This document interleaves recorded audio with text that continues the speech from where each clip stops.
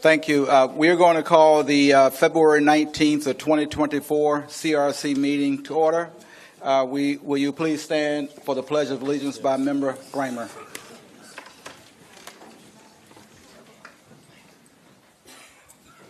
I pledge allegiance to the flag of the United States of America and to the republic for which it stands, one nation, under God, indivisible, with liberty and justice for all. First of all, I want to thank the public for being here. We're really delighted that you're here.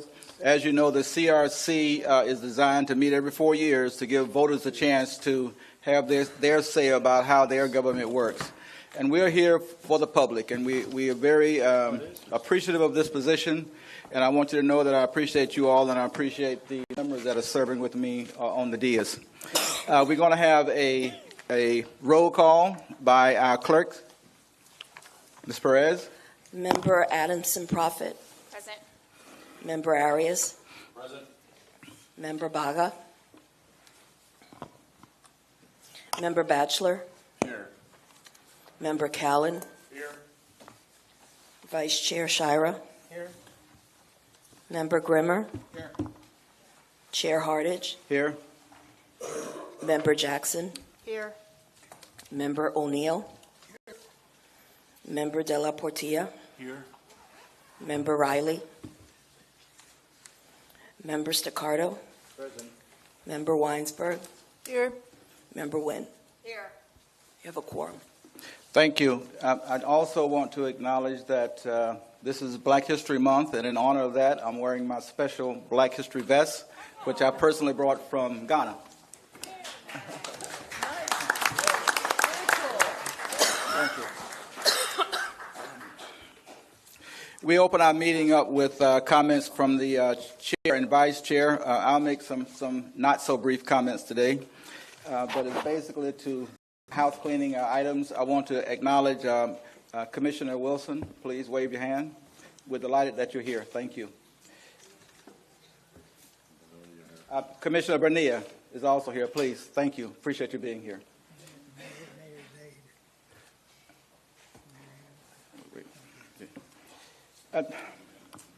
This phase of our process began 2 weeks ago when we received our first final committee report. It was the report of our Public Banking Committee chaired by Member Profit. Member Profit? Yes. Okay. Their recommendation was not to move the item of the creation of a public bank forward. At that hearing by the CRC, the report of the committee was accepted. The item did not move forward, even though it had some public comment, and we thank you for bringing that to the board. We really thank you for chairing that committee. I know Member Jackson was on the committee, and who else was shared with you? Staccato. Member Staccato, we appreciate you. Thank you. Let's give them a hand. Great work. Thank you.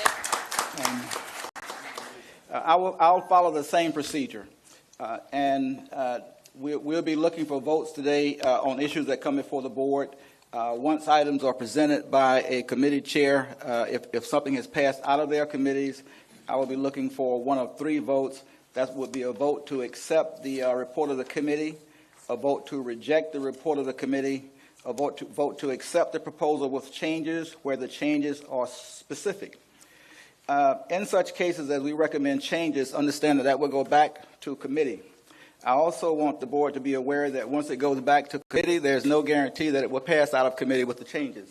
It could pass out with the changes, or it could be rejected by the committee and come back to the board as a rejection. Procedurally, we'll follow our bylaws for accepting proposals, and I will read from the text. And I want to acknowledge, secondly, that this is the first CRC that's actually had a functioning set of bylaws. We set those up earlier, and the thing that I'm proudest about those bylaws is that they allow for the public to put things on the agenda without having to go through the chair or through any members or through their governmental officials. All they have to do is follow the procedure in our bylaws, and they end up on the agenda. We have one such item on the agenda today, and I just want to thank Member Valerie Anderson. We appreciate that. She followed the procedures, and she's on the agenda, and that's the process that we followed for the entire duration of this committee. But in terms of items coming before the board, no proposed ballot issue shall be subject to a final vote of the CRC until it has been agended and discussed, and for consideration at a minimum of 2 CRC meetings. Those CRC meetings have to be noticed to the public as open public meetings. Having said that, we're not here today to vote to place anything on the ballot for ballot. We're simply here today to have public hearings on the issues that come before the board, to hear recommendations from committee, and to accept, reject those recommendations, or accept them with changes and send them back to committee. In terms of speakers, all speakers shall be granted 2 minutes. I know the agenda says 3, but we have quite a few speakers, so we'll be restricted to 2 minutes. I will allow an exception for speakers representing cities or other governmental bodies. At the beginning of their presentations, I'll ask them who they are representing and if they need extra time, and they'll need to let us know how much extra time they need. That extra time will be monitored by the chair. Questions from the CRC board members will follow after all presentations. There will be no back and forth questions to the presenters. Because we have a long agenda tonight, I will limit CRC members' comments to 2 minutes per item. Once your name is called, you'll have 2 minutes. You do not have to use your entire 2 minutes. You do not have to use them. And my motto is usually everything has been said that needs to be said, except not by everybody. So let's adhere to that. If there is a member that really believes they need extra time, they should let the chair know.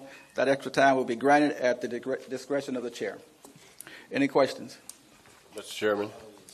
I'm sorry. Yes, sir. For clarification, are you saying each person here who signed up to speak gets 2 minutes unless sir. they're from a public entity? Unless, if they're a member of a public entity or speaking on behalf of a municipality, I will ask them to let us know approximately how much time they need to speak, and then we'll adjust ourselves accordingly. I think I have a problem with that. Why are we limiting the public to two but giving in almost unlimited time? I'm going to ask Member Batchelor if he will give the chair some leeway in terms of that, and as usual, I'll be flexible if someone needs extra time or don't get enough, if that would be acceptable. With the expectation that there'll be a number of people testifying on the one issue, so they will get more than 2 minutes, obviously aggregate. That's correct. And if someone has given their time to a particular speaker, the speaker will get 3 minutes. We get 2 minutes plus 1 minute for each person that's delegated their time to them. And even then, I'll have some discretion if someone just needs to speak more but have not. But other than that, we'll adhere to these so that we can have an orderly meeting and that I can get you all out of here before 1 o'clock. So just for clarification, my only concern was, but I think you're satisfied with your answer, is that if a public entity speaks, they get X amount of minutes. Aggregate-wise, all the people that were speaking on their own behalf with 2 minutes will obviously exceed that amount of time. If someone has allotted their time to them. Just so we have balanced input. Thank you, sir. That is correct. Thank you, Mr. Chairman. Okay, Vice Chair Shower, any comments? Not right now. Thank you. Okay, thank you. We are going to now open the floor for public comments. Our staff will call them out in the order that she's received them. She will also let me know which speakers have been allotted extra time, and she will, of course, govern the clock there. Thank you. Good evening, I'm everyone. sorry, set the clock. The chair will cut people off if they need to be cut off. Good evening. The first speaker is Ed Williams. If you'll please come to the podium and state your name and address for the record.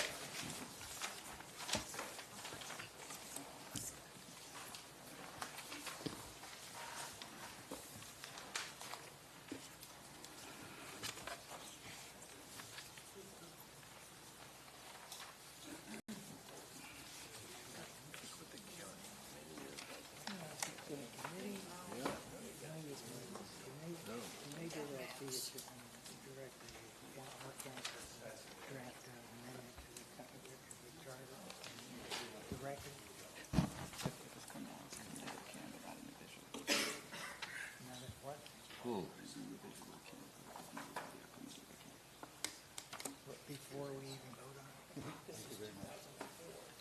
We're not the committee. We're not the committee. Yes, please. Mr. Chairman, Commissioners, Ed Williams, Williams Development Services, representing the City of Winter Garden. Mr. Williams, you're representing the city of Winter Garden. Yes, sir. Do you need more than 2 minutes? I think I'll need about 3, and I have someone donating one if we need that. So that'll be 4 minutes. Yes. Please set the clock to Thank you. 4 minutes. You are. The City of Winter Garden would support a rural buffer, but not this rural buffer that's proposed here. This particular one, well, we would support one that would be similar to Seminole County or Alachua County. It's very definitive. It's very easy to understand. It's based on a rational basis of the environmental areas to be protected. It's been tested in court. If you're going to do one, do it that way. The one that's proposed today, and I hate to say it this way, doesn't make a lot of sense. It ignores Horizons West. It ignores the urban service area of the cities. It takes the urban service area of the county, which is this blue line on the map, and I'm sorry it's so badly drawn, but we didn't have much time to review it. That blue area, everything else outside of it in the orange is our interlocal agreement with the county that's been in effect since 1986. That orange area, most of it is labeled rural. I think most of the city, more of the city, is labeled rural. That makes no sense whatsoever. There is sewer, there is water, there's police, there's fire, there's parks, there's schools. The agreement doesn't recognize the county planning concepts. If you look at below this map, you'll see all green, and that's Horizons West. Anyone that's been out to Horizons West knows it is not a rural area. So when you make a program that's based on not the reality of the facts, you're going to have a hard time enforcing it. You're going to have a hard time making it work.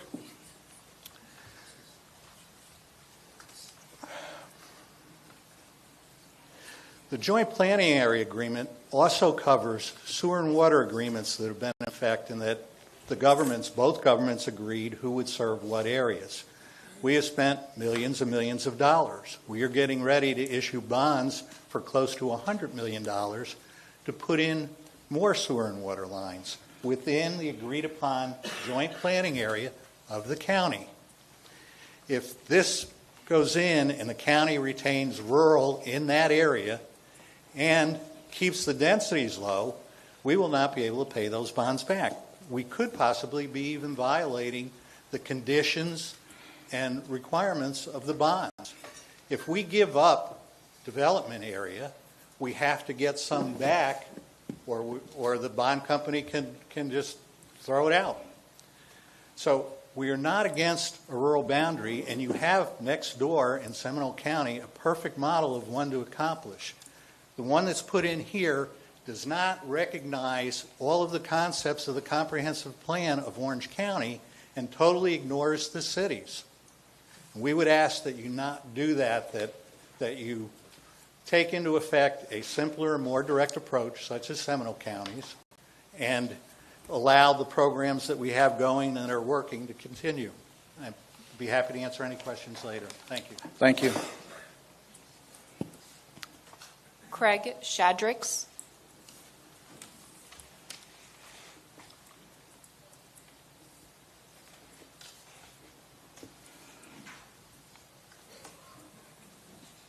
I'm going to ask you if you'll let me know if they're representing a municipality or not.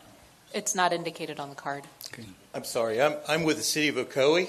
Okay. I'm the assistant city manager. And I'll ask you, do you require more than 3 minutes? I think I can do 3 minutes. Thank you. Okay. First, let me just say I appreciate the efforts you all are putting forth to try to bring about good policy and change. We're not opposed to good growth management policy, good environmental protection.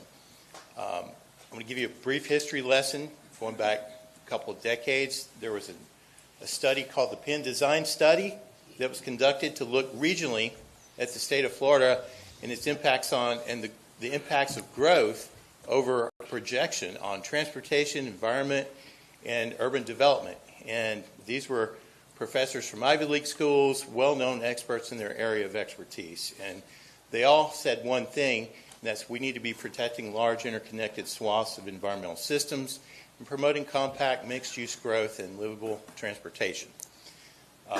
Another little cousin to the Penn Design Study was born called My Regions, which had great intentions but failed at implementation of some of these concepts.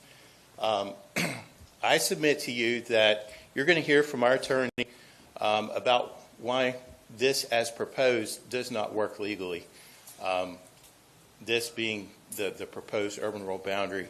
You're going to hear from our planning director, much like Mr. Williams, about the fact that the JPA, which is a legal binding document between the city and the county, is not being considered, and several other factors.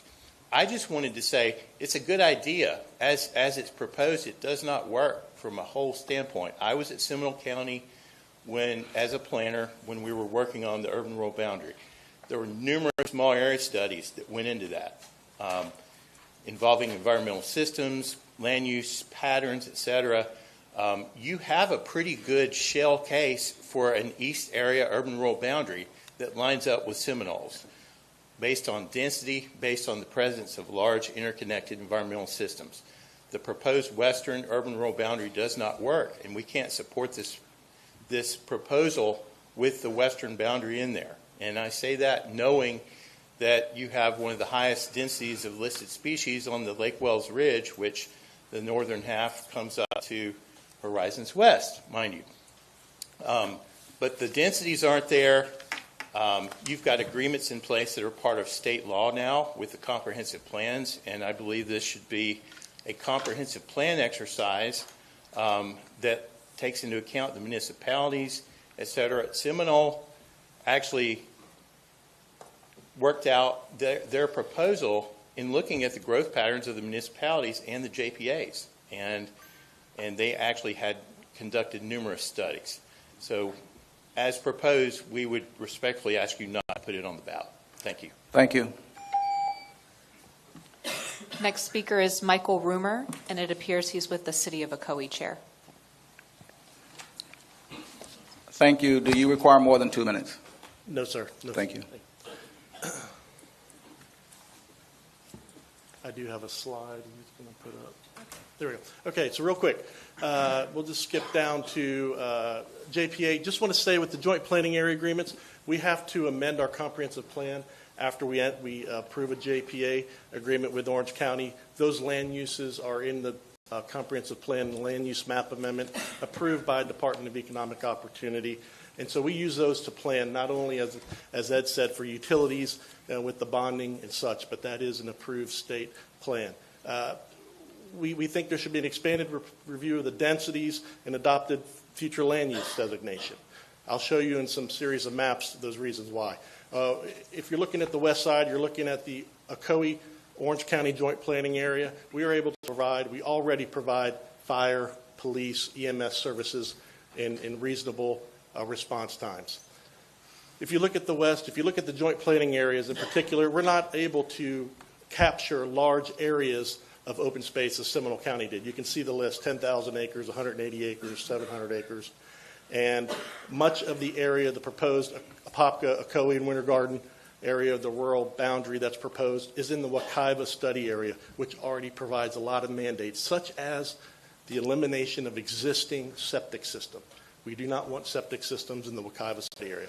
So real quick, this is a map of the Orange County urban growth boundary, which everything would be east of the line, north of the line, or west of the line would be in that rural boundary. You see it bifurcates the city of Ocoee, which is the joint planning area is outlined in black. And this lines up with the current Seminole County growth urban boundary, which I was a practicing planner implementing that for Seminole County through 2006.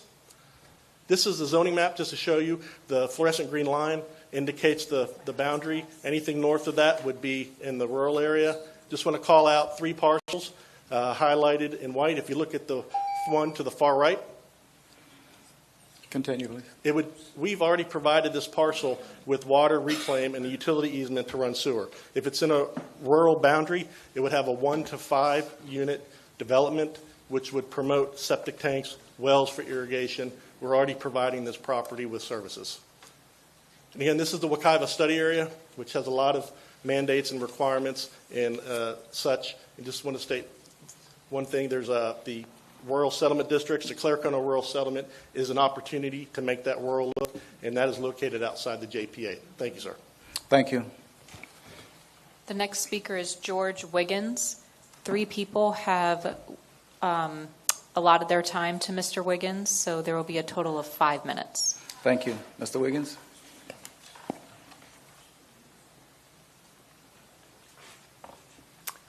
Good afternoon. Thank you for all the work you've done on the rural boundary final draft.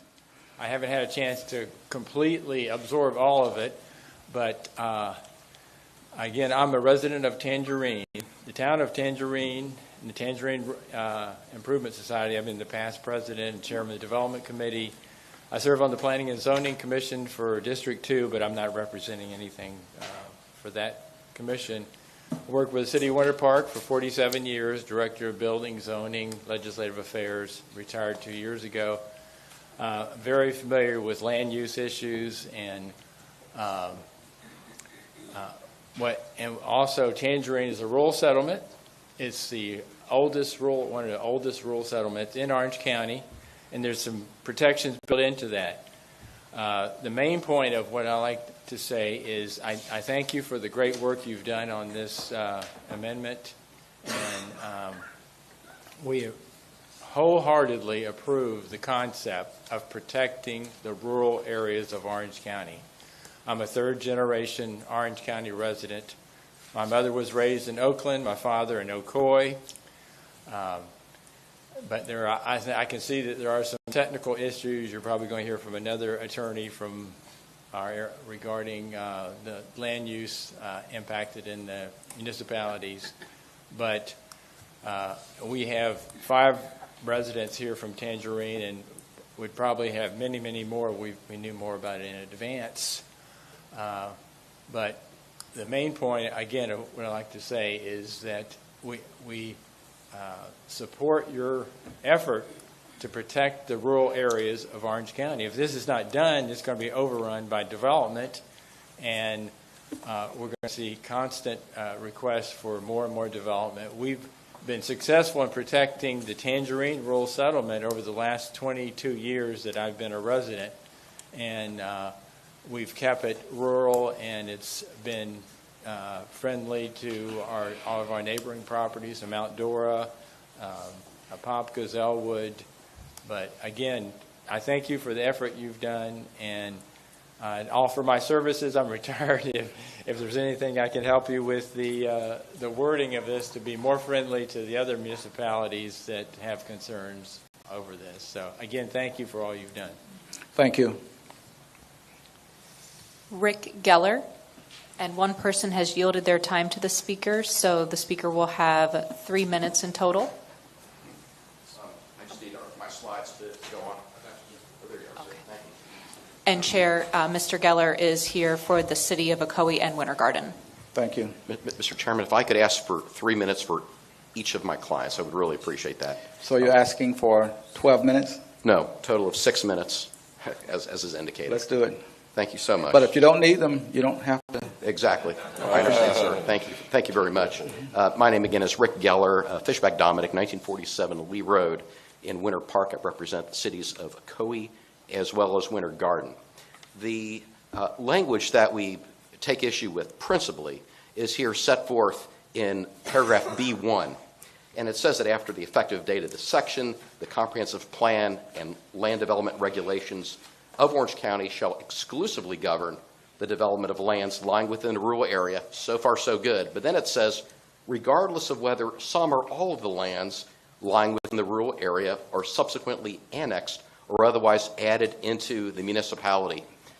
At the end of this presentation, I'm going to ask for a rejection of the amendment, but at the very least, this language ought to be stricken. Go to the next slide. Oh, sorry. There we go. The language that is proposed violates the Florida statutes governing annexation. And so you can see here that under Section 171-.062, an area annexed to a municipality shall, it's mandatory language, shall be subject to all laws, ordinances, and regulations in that municipality and shall be entitled to the same privileges and benefits as other parts of that municipality upon annexation. The proposed amendment actually creates 2 classes of land within the municipality, one that is subject to the zoning, land use, and regulations of the city, and the other subject to Orange County. And that is clearly contradictory to what is set forth in subparagraph 1. Subparagraph 2, the county land use plan, zoning, subdivision regulations remain in full force and effect until the municipality adopts a comprehensive plan amendment that includes the annexed area. Again, the proposed language is in direct contradiction of state law because under the proposal, it would remain in effect even after the annexation takes place. There is a state policy that is to eliminate enclaves, an enclave being an unincorporated area within a municipality. It makes no sense from a land planning standpoint to have enclaves as such. And so, recognizing that public policy, the statute says that an annexation of an enclave may be done by interlocal agreement. And that's exactly what has happened with both Winter Garden and Ocoee. Here's the joint planning agreement between the county and the city of Ocoee. And you will see that, and this is typical of JPAs, as they're called, the unincorporated lands within the JPA are lands most likely to be developed for urban purposes, and they are logical candidates for annexation by the city. And it further states that the parties shall work in good faith together to eliminate these enclaves. And so on the left, you saw this before from Mr. Rumor, that's the total JPA that covers the city of Ocoee, and I zoomed in on the right, which is the northern part of the JPA. The areas of the dark green, that's the urban services area.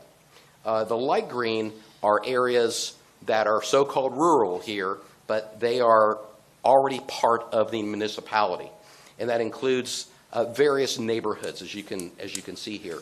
The areas in white are these unincorporated enclaves. And it makes our city, the northern part of our city here, look like Swiss cheese, frankly. And that is what we're trying to eliminate piece by piece, including tomorrow night. This is on the agenda for the Ocoee City Commission tomorrow night, coincidentally. In the lower left-hand corner, you see a rectangle there. A private property owner wants to change their zoning from A2, agriculture, to C3, which is general commercial zoning in the city. And if you look at that land use map, all around that, you see light industrial, you see commercial, you see high-density residential, and a little bit of low-density residential completely encircling this property. It makes no sense from a land planning point of view to have this as rural land in the middle of a city like this. And that's what these JPAs are trying to eliminate. There's no need to perpetuate agricultural zoning in this perspective. The JPA states specifically nothing shall require the county's approval of the city's land use decisions or comprehensive plan amendments for lands within the city after annexation. The proposed amendment is in clear contradiction of this clear contradiction of this language, forgive me. And this is not only violates the city's rights under the JPA, but is also unconstitutional under both the Florida and the federal constitutions, which prohibit the impairment of contracts. And virtually no contract impairment is tolerable in the state, and that's from the Florida Supreme Court, 1979 decision there. And so we would say that the proposed amendment would perpetuate inconsistent zoning and would violate state law governing annexation. It would violate Winter Gardens and Ocoee's JPAs with Orange County, and finally would also violate the city's constitutional rights under both the federal and Florida constitutions. And so for all these reasons, we ask that you vote against the amendment as it presently appears before you. Thank you so much. Thank you. I want to take a moment to acknowledge that Orange County Mayor Jerry Demings has joined our meeting. Thank you, Mayor. Thank you. The next speaker is R.J. Mueller. If you'll please come to the podium and state your name and address for the record. Good evening. My name is R.J. Mueller, and I support the Rural Boundary Charter Amendment. My address is 14366 Stanford Circle. For many years, we've been fighting developers in East Orange County who come back year after year with applications to develop rural lands. Taxpayers are at a huge disadvantage in this game because the residents must win every battle, because if even one battle is lost, the entire war is lost. I live inside the urban service area in a very typical HOA right next to UCF, and there have been immense changes over the years. This area is built out, but there are still dilapidated areas inside the urban service area. While the comprehensive plan is supposed to direct growth to the urban service area, in reality, developers gravitate to undeveloped land. This amendment helps protect the rural area with the 80% vote. Orange County residents just won the Sustany battle, but the developer is preparing for the next battle. In time, the developer will win, and the next developer will come and an application on an adjacent property claiming consistency and compatibility with this one. Recently, Orange County did the NeoCat study, traffic study, projecting infrastructure needs in East Orange County at an astounding $275.8 million, with the developer contributing a mere $35.2 million. But the traffic issues from Sustany would far outweigh any contribution. Who is left holding the $240.6 million bag with the developer is long gone? We also need to protect our local treasures like the Econ River. While there are urban pockets in rural areas such as Horizon West and the growth centers, this amendment doesn't stop growth in those areas. They just need an 80% vote. Did you know 97+% of votes that come before the board are unanimous votes, and only very controversial hearings have a split vote?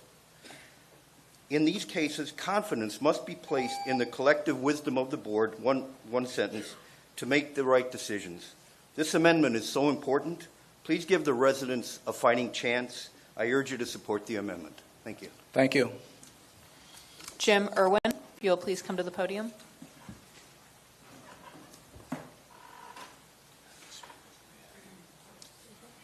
I'm Jim Irwin. My address is 116 Fernwood Street in Orlando.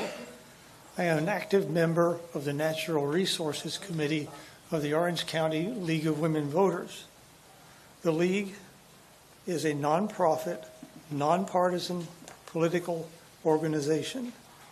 The League never endorses candidates for office and only endorses ballot issues after having researched an issue thoroughly.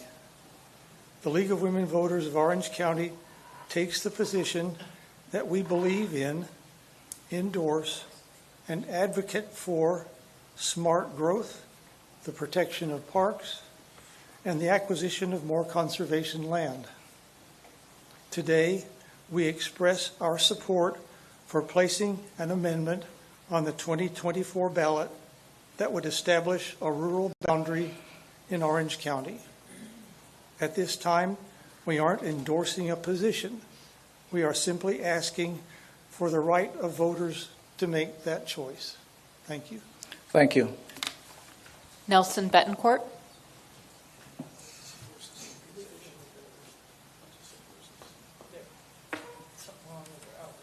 Hi, my name is Nelson Betancourt, 5350 East Cayley Street, Orlando, Florida. I'm going to speak on the transportation, but I also wanted to let you know I was just reading a book here, and it says beauty always involves a pattern, a principle, a theme, or an idea that can be recognized by intelligence. This pattern is often called form. I support the urban boundary amendment because it gives form to Orange County in a way that sets us up for a more beautiful future in this community. The other topic that I'd like to discuss is the transportation initiative. It seems that if a tax passes, if it passes, that Orange County will finally consider having a dedicated source of funding for the Lynx transportation system, a dedicated source of funding for Lynx. It's incredible that after 20 years, I've been working in this community for over 20 years in trying to get a dedicated source of funding for Orange County, for Lynx, that it hasn't done so. Well, I like to see that because, you know, the folks, the working people in this county and the poor people in this county that really build the wealth in this community, for a lot of us, for a lot of people here that are doing very well in life, you know, they deserve something meaningful, because they are the ones that are creating all this wealth for us. The least that we can do is promise them something that Mayor Demings, when he is no longer a mayor, can leave behind as a legacy. And I hope that happens. Thank you. Thank you.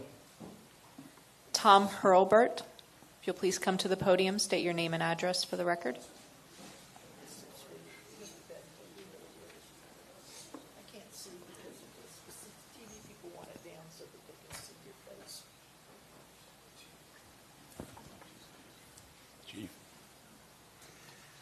My name is Thomas D. Hurlbert, Jr. I live at 5221 Dora Drive in Tangerine, Florida, 32777. So far, I've heard a lot from city managers, city planners, lawyers, talking about the issues that we're going to have with this particular program. I can assure you one thing, that Tangerine is truly a rural suburb. Mm-hmm. We're stuck in between Mount Dora, Florida, and Apopka, Florida. Not a whole lot's changed up there. We have beautiful subdivisions now, things that have happened over the years, and we have people who live there that are billionaires with a B. We have people who've lived there for 120 120 years, I know I look like I'm 120. I used to work for the county. That's the reason for that. But the problem is that we love our community. People have moved to Tangerine to escape from the hustle and the bustle, which is what Metro Orange County has become. We have a diverse community ethnically. I mean, we have people, black folks that I've known for 60 years. My family's been there 100. We have Latinos. Like I said, we got a billionaire that just built a monster house on one of our major lakes. And so, we are a diverse community. And we just want to have planned growth the way Orange County has supported us, with 1 acre, 2 acres, 3 acres, beautiful subdivisions. We our border, our part of our rural boundary border, are Lakes Beauclair, Lake Carlton, and Lake Dora. Okay, with Lake Ola being in the middle, Tangerine. Okay, so these are huge waterways. Okay. And all the water that runs off anywhere ends up in Lake Ola, Lake Beauclair, Lake Carlton. I'm out of time. Thank you. A lot more I want to say, but you'll hear from me again, I'm sure, next time Yeah. we get together. Yes, we do. Mr. Chairman, I just work for Uncle Buck, but we'll just leave it at that. But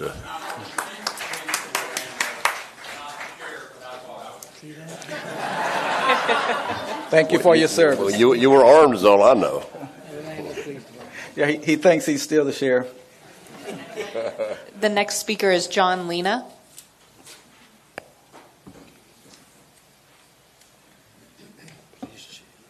Good evening, Commissioners and Mayor, and also the County Commissioners.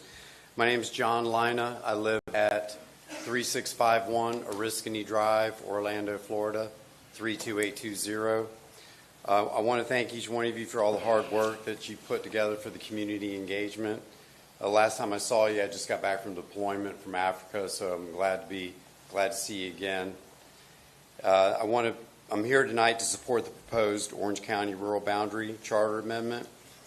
In the past couple of years, the citizens across the entire state have made it clear to the government at all levels that expanding the state land conservation, protecting threatened environments, and preserving local lands is one of their highest priorities.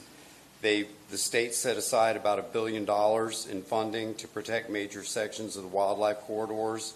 And just in Seminole County, the citizens led a campaign to create the Seminole Forever approach to local conservation, along with the Rural Boundary Initiative that they put together.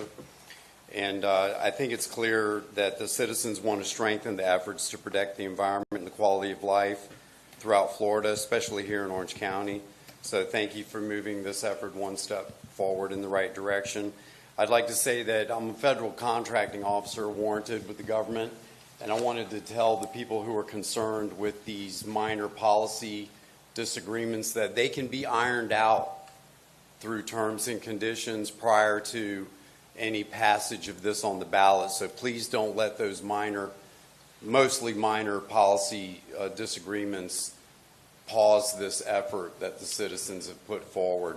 This is extremely important, and most of those policy efforts that were brought, they do meet the reasonable person approach that I talked about a few meetings ago. So please don't let that torpedo this movement to amend the charter for the common good of the people. Thank you. Thank you. Pamela Seibel.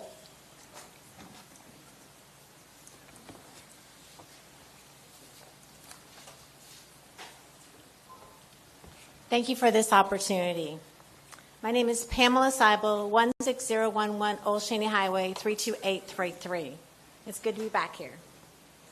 As a resident east of the Econ, in a rural service area, a rural settlement, Seaward Plantation, I ask today for your protection. Because when we bought this property in the rural settlement, We thought we were good. We're next to the Econ River. We're in a rural settlement. We should be good. I can't tell you how many times I've been down here fighting for the rural service area and going and talking to many, many levels of Orange County regarding the problems we're having because of urban sprawl, high density. Let me give you a list. It breaks my heart to say this because we like our property, but we're fighting every day. We have a failing infrastructure, inadequate water storage. We've suffered drainage and flooding issues since 2017 that I got involved. Many departments and Commissioner Bonilla and Commissioner Wilson and many others have helped us get part of the funding to help. We have health concerns. We have contaminated water coming from north of 50. Financial impact has affected many of my neighbors. Failing roads, high accidents, fatalities. I work with FDOT and Orange County Transportation regarding the terrible, treacherous roads we have, including East River Falcons Way that has buses going in the same entrance as well as the kids walking. We already had one person killed. We're going to have more until they fix this. The parents are driving their kids to school because it's unsafe to walk. The crime rates are up. We shouldn't have car thefts, break-ins in our neighborhood. Then, because of all the different things happening, we've had 13 encampments in our neighborhood. 13. So I used to work for a nonprofit for 20 years. I like to help people, but this is getting overwhelming. Please give me another minute, please. Continue. What we don't have is Add urban another minute, services. We have the urban bad part. We don't have the urban services. So we don't have a park. We don't have a community center. We don't have a post office. Sadly, our first responders are stretched maximum to the front. But let me give you a dollar amount. I'm a country kid raised on a farm. Agricultural is third top industry in Orange County. It ranks second in Florida. It's a major economic hit if future land development pattern doesn't change. We're projected to lose 2.2 million acres of Florida ag land by 2070. If Florida continues with its existing pattern of sprawl, it would be 120 acres per day lost of agricultural land. Okay, where's your food security? Think about it. Where's those economic generators? This is frightening. Our economic generators will be lost. Thank you, Ms. Seibel. Thank you. Thank you. Next speaker is Bill Lutz.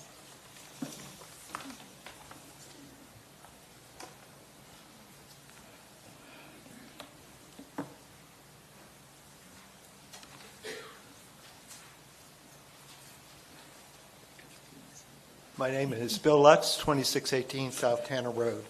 I live in East Orange County, east of the Econ River. I'm here to provide a sample of why we need a rural boundary in our county constitution. In 2013, a privately led comprehensive land use plan amendment was presented to the BCC. The amendment included the Lake Pickett study area, which is located east of the Econ River in the rural service area with limited infrastructure. The county had promised not to cross the Econ River with urban sprawl. The roads are rural, State Road 50 is failing, properties are on well and septic tanks, there are no sidewalks or street lights, limited police and fire, and very limited public transportation. At the time of the requested change, the density was 1 home per 10 acres. The text amendment allowed it to be changed to 6 homes to an acre, including commercial in some parts, resulting in a significant increase in density and intensity. The BCC approved the Lake Pickett text amendment by a contentious vote of 4-3.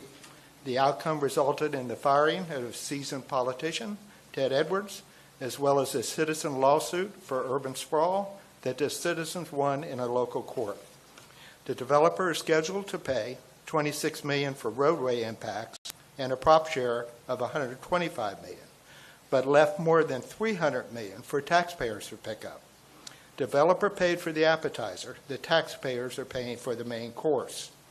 I think the taxpayers should have the opportunity to vote on more stringent BCC approval vote when taxpayer money is online to be used to pay part of the bill. Thank you. Thank you. Addie Basu.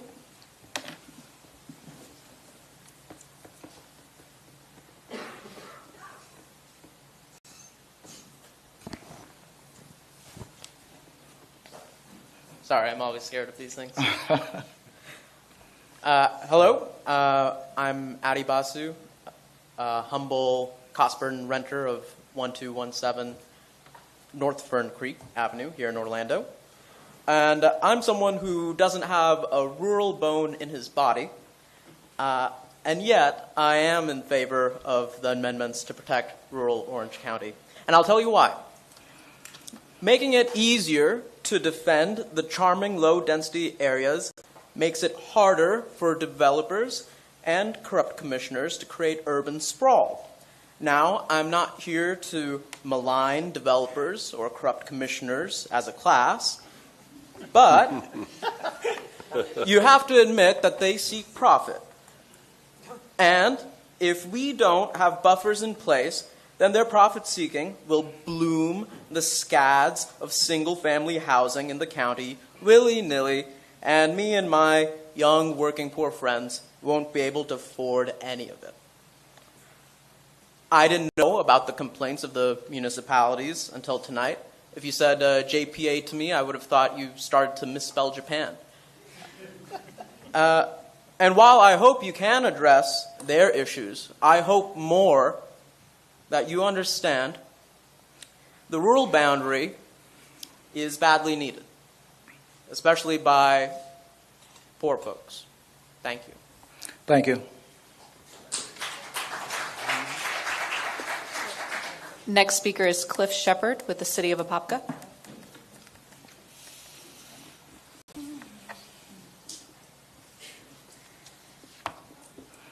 Good evening, Mr. Chair. I'd like to ask for about 5 minutes, but Thank I you. also want to clarify. I probably won't use 5 minutes, but I'm here on behalf of the mayor. As you know, Apopka has a strong mayor, and Brian Nelson, Yes. former county commissioner. And because they hadn't had a chance to meet as a group, I'm only permitted to speak for the mayor, who asked me to attend tonight. Thank you. I expect that the city will weigh in at some point, but at any rate. Someone had asked your name. I know who he is, but I'm Cliff Shepard. My office is in 2300 Maitland Center Parkway, Suite 100 in Maitland, Florida. and the clock is set for 5 minutes. Thank you, sir. First, I want to say this.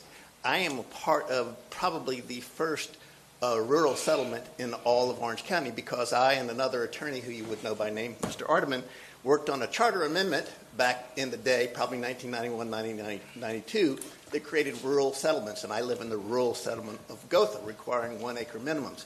So just like many speakers before me, we're not against rural. And Apopka, a lot of Apopka already within the city is rural as well. But what this is about primarily for us is honoring contracts that the county willingly entered into with the city and other cities called joint planning agreements.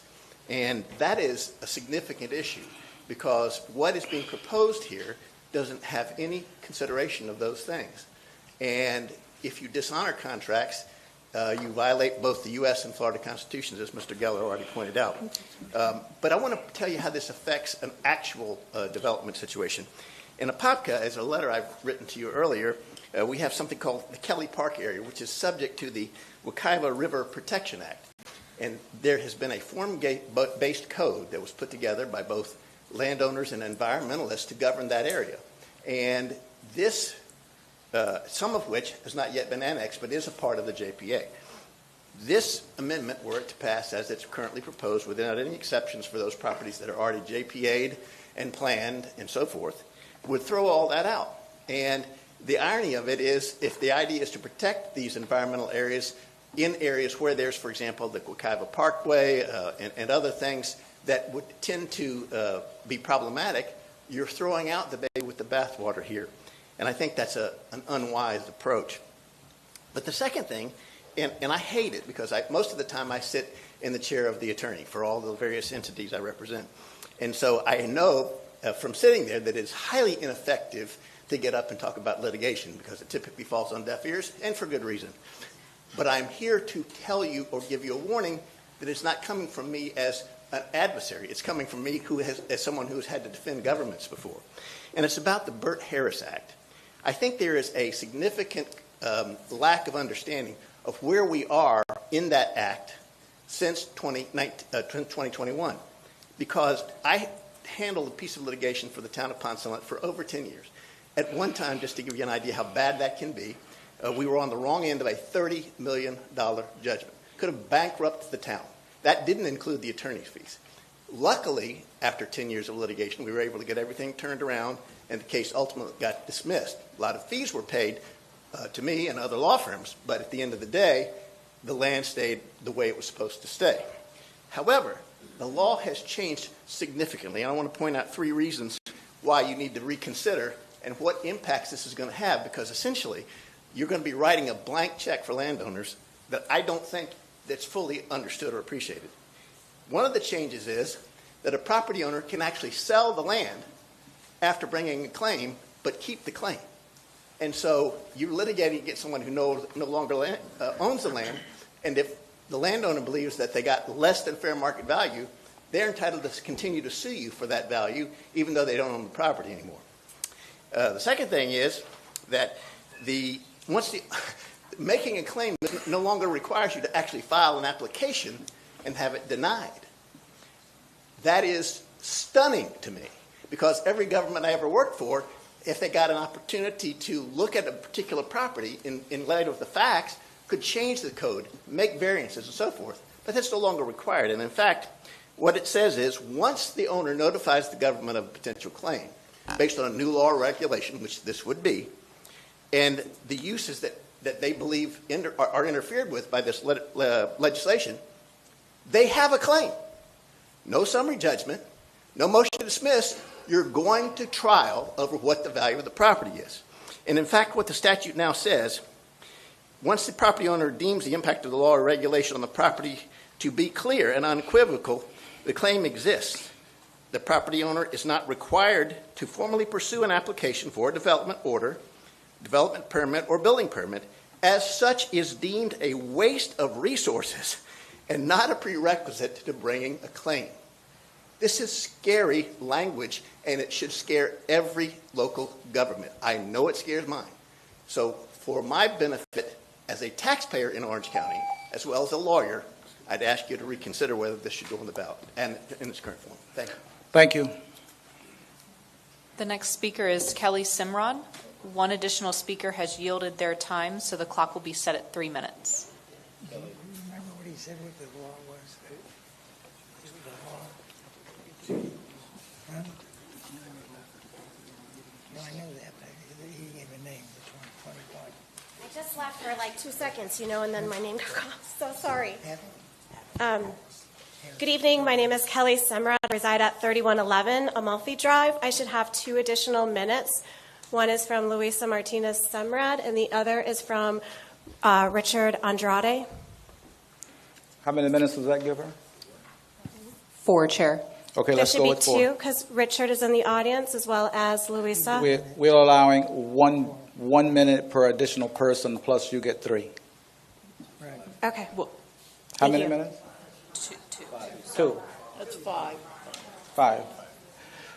Don't worry, if you're in the middle of your sentence, we will be gracious, but Thank just you, not sir. 10 minutes. Thank you. My name is Kelly Semrad. I reside at 3111 Amalfi Drive, Orlando, Florida, 32820. I am the Vice Chair of Save Orange County. Thank you for your service. In the beginning of July, I submitted the rural boundary proposal. When I presented the proposal, I hope you all remember that I said we would start to see a lot of suits showing up in the audience. Here they are. The difference is they're being paid to be here. This is a citizen-led process. The people sitting in this audience are not being paid. They're citizens. They are citizens. They're being paid to be here. Thank you. Please continue.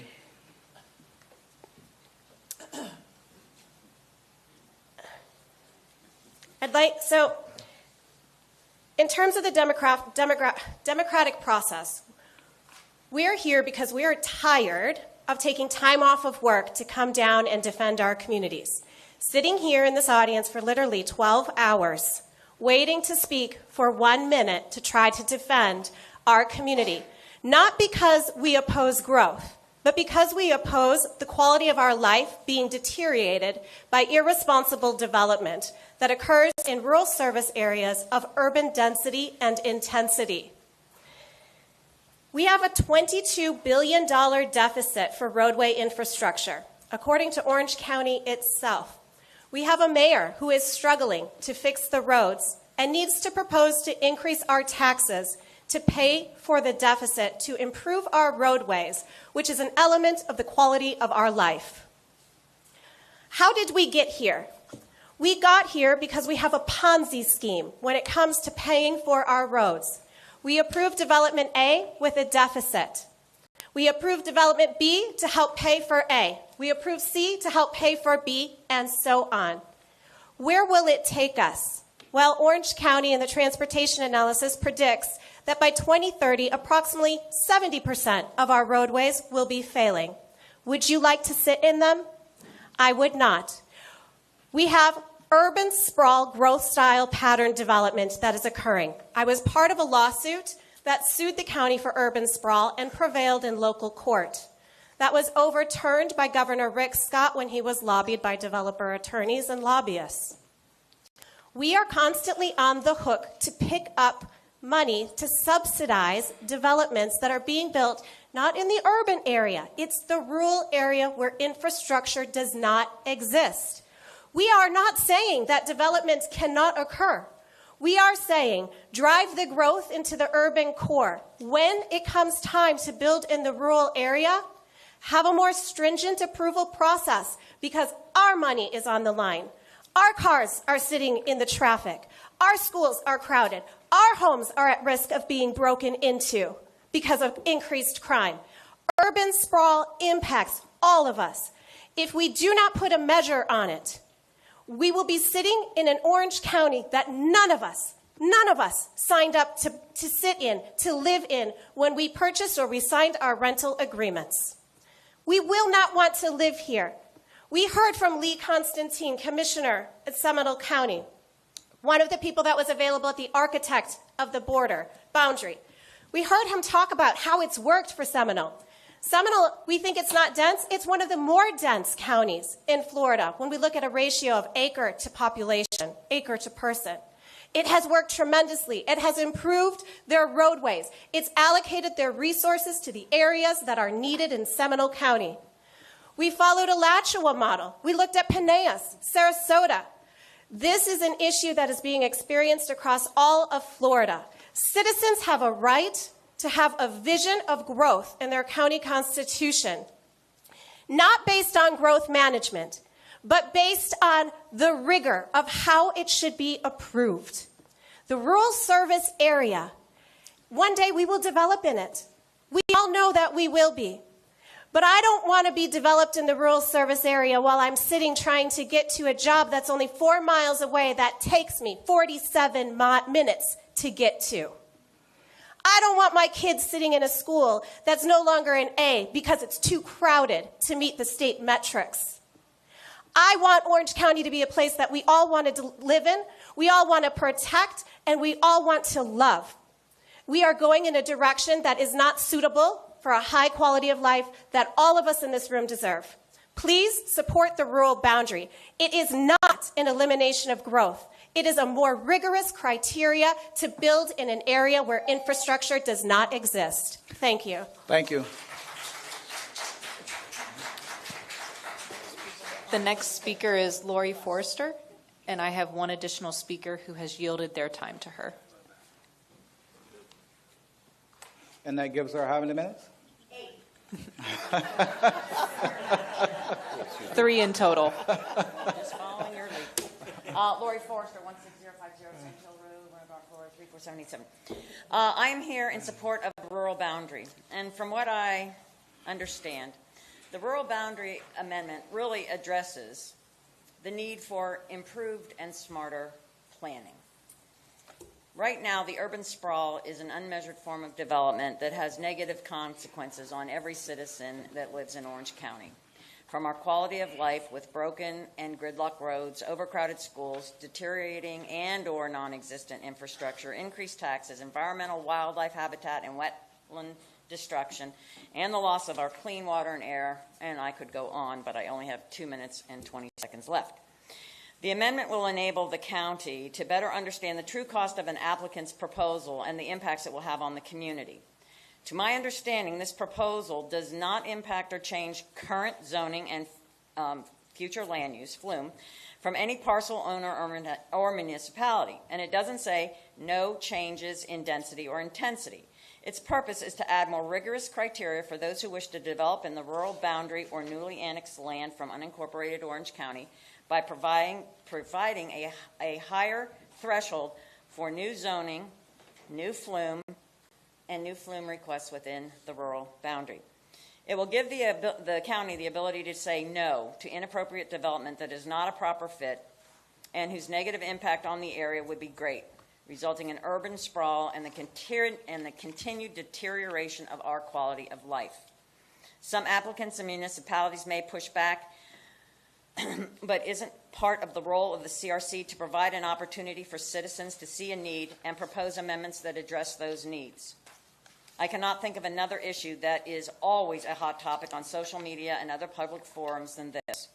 What's occurring now is unsustainable to improving or even maintaining our current quality of life, to reiterate what Kelly just said. This amendment should not be killed by committee by entities that will see great financial benefits by keeping this off the ballot. Mr. Chair, at the beginning of this meeting, you stated that the CRC is here for the public. We hope that that is a true statement because the Rural Boundary Amendment is one of the most important issues for current residents and therefore should be on the ballot and decided on by the voters. Thank you. You get 29 seconds. Thank you very much. Michael Walsh. How many more cards do we have? 15 after Mr. Walsh. Glad I'm going to get over it then. Okay, I'm going to just say if your comment has already been made, let's say if you support it, you don't have to tell us the same story all over. You can just say I support it or I'm against it. No one is restricted from making your comments. I don't want you to think that I'm doing that. But if your position has already been stated clearly and you are definitely support or you are against, just let us know and graciously yield your time back. Thank you. Thank you. My name is Michael Walsh. I live at 16065 Sand Hill Road, Winter Garden, 34787. Thank you for allowing me to speak and for your hard work on the commission. You have heard and will hear the unchallengeable logic and value of establishing the Orange County rural boundary for Orange County voters. Others may and will disagree, and we respect their opinions. And I think this is going to sound a bit corny, but as citizens of this country, this state, and this county, most of us deeply believe and advocate for ethics, principles, and a government with a moral compass. Lincoln once stated that government is of the people, by the people, and for the people. Over a century before that, in 1826, Benjamin Disraeli said, and I think inspired Lincoln, all power is a trust, that we are accountable for its exercise, that from the people and for the people all springs, and all must exist. It is our expectation as Orange County voters to participate in the direction of government and our entitlement to make the choices as members of a representative government. This is of the utmost importance, and we ask the Orange County Charter Review Commission to move the Rural Boundary Amendment forward. Thank you. Thank you. I'm now going to take a slight deviation from our hearing. We have our mayor in the audience. I'm going to ask Mayor Demings if he'd like to make a few comments, if he could come forward now. He has graciously waived his time. Let's use him as a role model. All right, thank you. Next. Next speaker is Carolyn Staples. Remember the Demings model.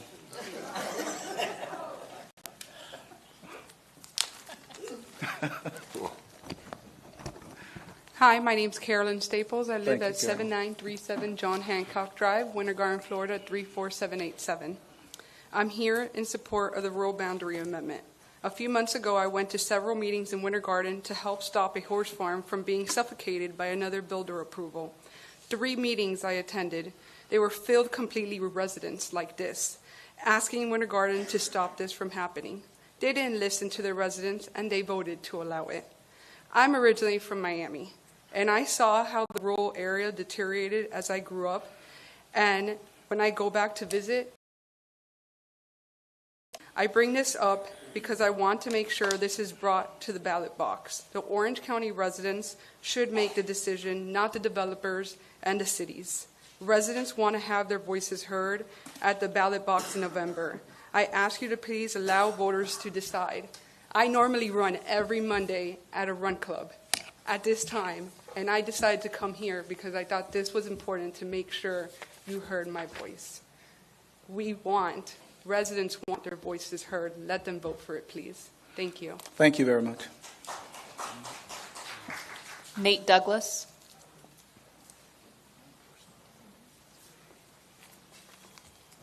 Will you call the next two speakers so that they can line up against on the left side? The next two, Art Slow and Mark Mansfield. Thank you. Thank you, Commissioners. So my name's Nate Douglas. I am a resident of 3228 Alafaya Club Drive, Orlando, Florida, 32817. And I stand in support of this amendment. And here's why. So I grew up in a boring suburb, I must say. And it doesn't give us enough green space. There were not places for me and my friends to play around. I couldn't adequately walk to school. My parents had to drive me there. Because, again, it wasn't safe to walk to school because we didn't have great infrastructure for biking or walking. And that's why I support giving us the decision to choose where we are developing, giving us that decision to protect our rural boundaries. Now, I'm going to go into something more serious here. In the past legislative session in the state of Florida, I am a state candidate running for state house, and I study a lot of these laws are impacting us. We saw HB 1515, which was the local ordinances bill. And this takes away our ability to effectively challenge any type of development, basically, because it gives anyone who wins that decision, it gives them the right to our money to pay their legal fees. So here's the thing. We have two sides of the coin here. We have the side, my side, that's trying to protect our rural boundaries and protect our natural spaces. And then we have another side that wants profit, that's putting profit over people's voices. So I ask you to vote the correct way, which is to vote to give us a democratic opportunity to voice where we want our development and where we want to protect our natural lands. Not give that to developers who want to just line their pockets, and also just give us exactly what Kelly said, which is another Ponzi scheme of urban sprawl. Thank you. Thank you. Please. My name is Art Slow. I live at 17160 Sand Hill Road, Winter Garden, 34787. Mr. Chairman, thank you. Members of the Commission, thank you. Appreciate your time and your efforts. I rise in support of this rural settlement boundary, in that the rural settlements provide a unique opportunity for Winter Garden and for Orange County itself to have quiet space. We are your groundwater recharge. We are your cool spot in the hot summer. We are where it is not paved. We are where there are trees. We are where the animals that are pushed out now live. Orange County made us a promise. It was talked about earlier when the rural settlements were set up back in the mid-90s. That promise was that these areas would exist for the benefit of the county and for the benefit of the residents who chose to live in them. I am one of those residents. We appreciate the quiet. We appreciate what those benefits bring to the rest of the county. Nobody in this room wants to live in LA. But make no mistake, LA is where we were going. President of my association over here, Lori, she fights a full-time job to keep development at bay. I thank you for that, Lori. I yield back the balance of my time. Thank you very much. Please. If Rachel Hildebrand and Maria Martinez, if you'll please line up at the podium. Thank you, please. Reset the clock for me, please. Thank you. Yes. Good evening. My name is Mark Mansfield. I live at 16362 Sand Hill Road, Winter Garden, Florida, 34787. and I'm here to speak in favor of the rural boundary amendment. And as the previous speaker, Hart Slow, said, these rural settlements and rural areas in Orange County have been in existence for up to 30 years, ours for 20 years, and we expected the county to live up to its agreement to keep our rural area rural. And since then, there are too many instances to count where changes to our flume and zoning have been challenged by developers and recent property buyers who either don't know or don't care what our land usage allows and doesn't allow. And unfortunately, this includes people within Orange County government and now possibly local municipalities that want to expand their boundaries. And with all this stuff that's happening in our country today, we see an erosion of our rights and protections, and more people are realizing that they can't trust government at any level. And I see this with people I talk to, from millennials all the way up to baby boomers and across all diversity groups. And, it's just amazing how people are just saying, I can't trust the government anymore. And with the current single-member districts in Orange County, 5 commissioners on the board can vote on a flume or a zoning issue in our district, District 1, and if they come up with a decision that goes against what we think it should be, we have no recourse against them at the polls. The voters in their district get to make that decision, and we're stuck with their decision. So we need to get this amendment on the ballot to allow the voters to make the decision, protect our democracy, and give us an additional layer of protection in this process, so we don't have to do like Ms. Forster does. Thank you. Thank you.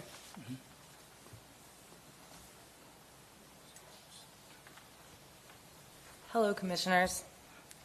Thank you for allowing the community to speak on this important matter tonight. My name is Rachel Hildebrand, and I live at 4651 Juliota Road, Orlando, Florida, 32820. I normally always have a red coat on when I speak on this matter, but I am a working mom of twins, so I had to fit in all the nighttime duties to make it down here before 6 p.m. while fitting in a full day's work. But I come to before you today to asking you to add the Orange County Rural Boundary Amendment to this year's ballot. The community needs a chance to vote on this matter to, one, have a fighting chance against developers trying to mass develop in our community. We've seen in past votes and hearings that elected officials don't always do what the majority of their constituents want, so we need something stronger. And secondly, to open the door for the community developers to work together to sustainably build and do what's best for the current residents and ecosystems in East Orange County. I've spoken many times on the behalf of the Lake Picket Community Organization, and I'm here again today to reiterate that we are not opposed to development in East Orange County. However, it needs to be done in a way that still supports the livelihoods and the residents of wildlife and current infrastructure out here. I'm hoping this amendment can solve just that. Suppose developers and community leaders can see this amendment as a way to open the channel for the community and developers to work together, and not as a way to spark future land fights and lawsuits. In that case, a lot of good can come from adopting the rural boundary. If we don't work together, East Orange County will become another negative news line, an example of unchecked development causing more problems than good. Lake Nona and other districts are already dealing with this backlash. Let's not invite District 5. Instead, let's work together to make more positive headlines. For example, Orange County breaks ground on its first conservation subdivisions. Our developers and Orange County residents work together to make development possible in a rural setting. I know this can be done. I've seen it in other states like North Carolina, where Drovers Road Preserve is touted as one of the most oldest conservation subdivisions in the state. The neighborhood was created with the intent to conserve the history and ecological beauty of the area for years to come while allowing sustainable growth. I wish more developers would lead by example, stop the hypocrisy, and take inspiration from their current living situations and apply them to East Orange County without blanking this area with mega developments like Sesame. Adding this amendment to the ballot opens the door for more positive headlines and resolutions. If people don't get a say on this matter, I pray the county has a plan to protect the current residents from any negative effects of future development. If you're keeping up with the headlines, thank you. And the next 2 speakers after Maria Martinez will be Maria Casanova Baker and Commissioner Emily Bonilla. Good evening. I'm Marie Martinez, 14431 Stanford Circle, Orlando, Florida. Good evening, members of the Charter Review Commission. Thank you for your time in being here this evening, as well as for the work done by the committee to draft the rural boundary language. We appreciate that Mr. Wade Voss assessed other areas of Florida that have rural boundaries in place as a result of voter-approved referendums, which make the rural boundaries a true reflection of democracy and give a vital voice to residents in shaping the future of their local communities. Language was borrowed from neighboring Seminole and Alachua counties to draft the Orange County version. The language was voted on by the CRC Rural Boundary Committee and moved to the whole CRC. The County Planning Department was consulted and provided no feedback besides positive feedback from staff that this rural boundary would be a good thing. Then one business day before the vote, a 22-page memo written by John Weiss was sent to leaders of all Orange County municipalities outlining concerns with the rural boundary idea. The purpose of the proposed referendum is to give local residents a voice in shaping their communities. It does not stop development. The referendum would merely allow voters of this county to establish a rural area in unincorporated parts of the county outside of the urban service area where development densities would be lower. The referendum will require an 80% vote of county commissioners to override the rural boundary and put urban-style development in the remaining limited rural areas of Orange County. The current process requires a 65% vote to approve development projects. This proposed referendum merely requires a stronger majority of BCC vote and incorporates the fact that there is a movement to add more commission districts in the county and possibly remove the mayor from voting on future projects. Good development projects will still be approved, even if the referendum passes by voter approval. A recent study showed that of 235 development projects over a 2-year period presented to the Orange County Board of County Commissioners, 234 were approved. That's 99.5%, folks. This referendum will give a much-needed voice to the residents of this county who would like urban-style development to remain in urban areas versus promoting urban sprawl. Our concern is that if thwarted now, urban sprawl will continue to spread eastward towards Christmas and beyond, as well as in the western areas of Orange County.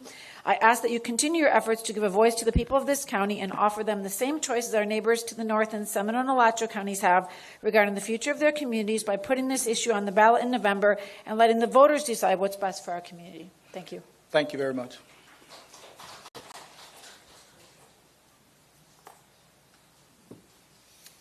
Good evening. My name is Maria Estela Casanova Baker. I live in 16112 Sand Hill Road, Winter Garden 34787.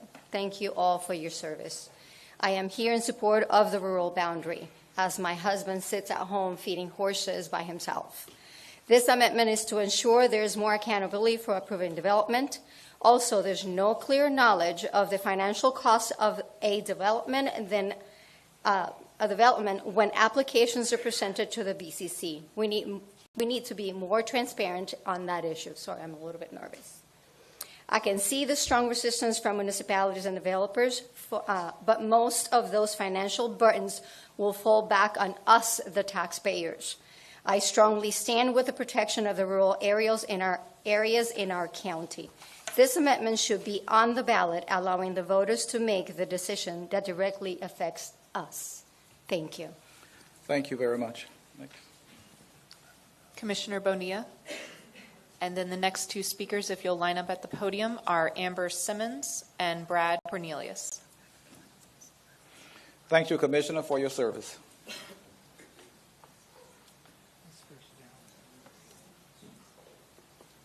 Hello, thank you. I just have a couple of comments. I know you have on your agenda Valerie Anderson, who's bringing up an item, and it's on having what? Excuse me. Let the. I know that some in the public may have seen her time go to 3 minutes. She's a commissioner, so we'll allow her extra comment time. Please reset the clock. Yes, just in case. Commissioner Emily Bonilla, District 5. Thank you. So she's bringing up an item that to make sure that any county-owned conservation land stays conservation. And I'll just give you a little example of why that's important. I know that Split Oak Forest definitely has been a conversation that's been all over the news. However, another news item was Sustany, that huge development that was going to be in the east side that some people has brought up today as well. Well, what the commissioners, the BCC at that time when they were voting on, what they were not told from the staff reports was that if that development had gone through, that it would need a road, a new road, an east-west road. And that east-west road, that new road, was projected to go through a newly acquired Green Place property for conservation by the county.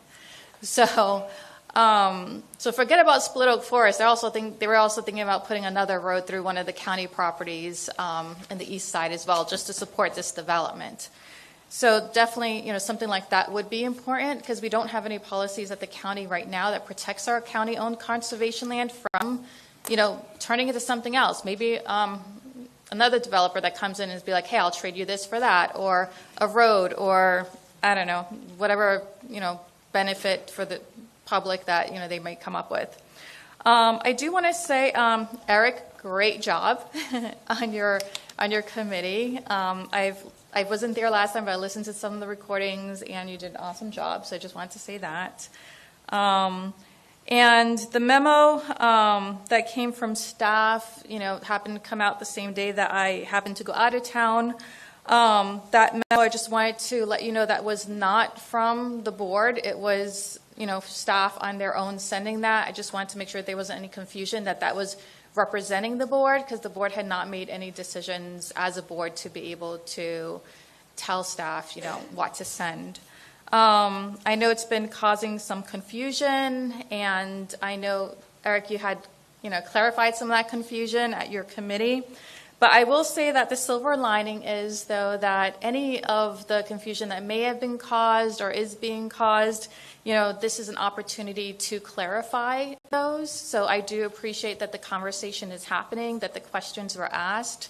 I will say that the memo is leaving out some information that you all should know as well. Some of the growth centers that were mentioned in that memo, what was not mentioned in the memo is that there's proposed growth centers in the rural east area that is proposed in Vision 2050. It's not in there now, but they were trying to propose. I'm trying to get one of those out. One of those was where Sustany was. If that gets approved, then that actually gives them entitlements that they don't have now. So, we're working on that with the board, with our Vision 2050. Yeah, and I really like that we do have, even some of the people who weren't supportive of the rural boundary in totality still supported the idea of it, and someone took the expression I was going to use, don't throw out the baby with the bathwater, if I'm saying that expression correctly.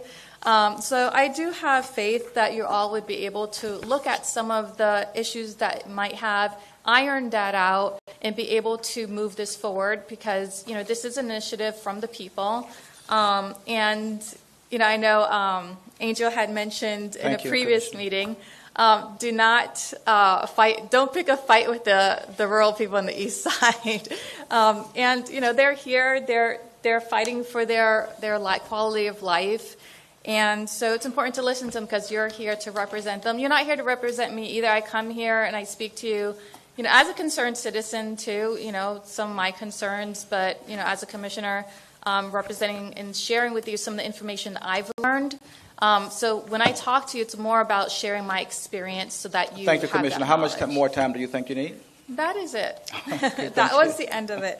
Just want to say thank you for everything that you do, for the time you put in, and for listening to the citizens. And thank you. Thank you. Is there anything else you'd like to add? No, really, that was it. Thank you. Thanks.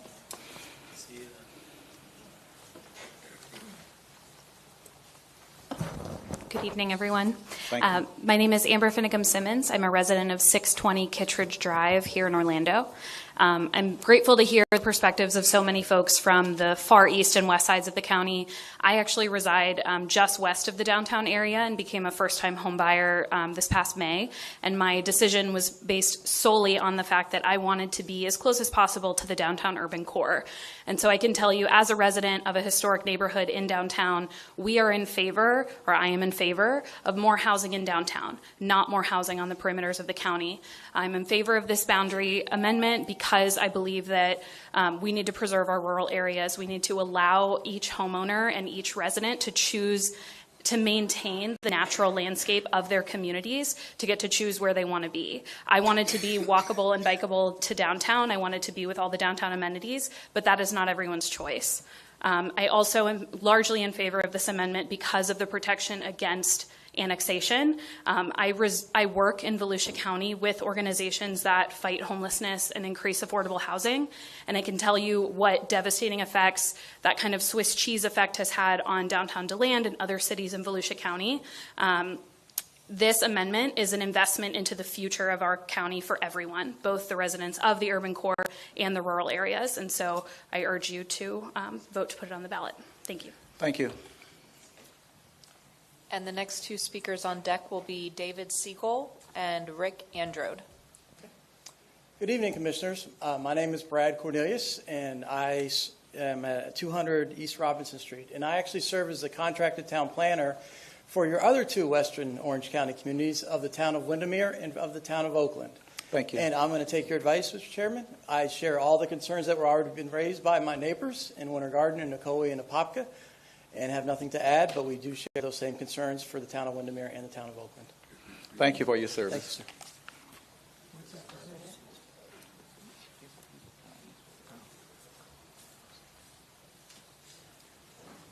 you, sir. Good evening. I guess, I'm sorry. Oh, David Siegel, 1868 Cornerview Lane, Orlando, Florida. I'm not the timeshare guy. Anyway, I do want to, Mr. Chair, we will get through this. I mean, the mayor's not here anymore, but he's seen this stuff go on for 8 hours. Anyway, I'm going to just say I'm in favor of the rural boundary, and I'll just try to glean a few points and get out of your hair. Number one, this vote is a check and balance maneuver. We're trying to now fit something to the front end because the back end obviously doesn't work. And even when you try to use the back end, there's somebody up in Tallahassee that says you no longer do that. So anyway, I think that's a good idea to put it on the front end so you don't go through all these things and then everyone uses the argument, oh, well, we spent 6 months on it and now you don't want it voted on. Orange County is referred to, there were discussions with people from Seminole County, as instant ghetto.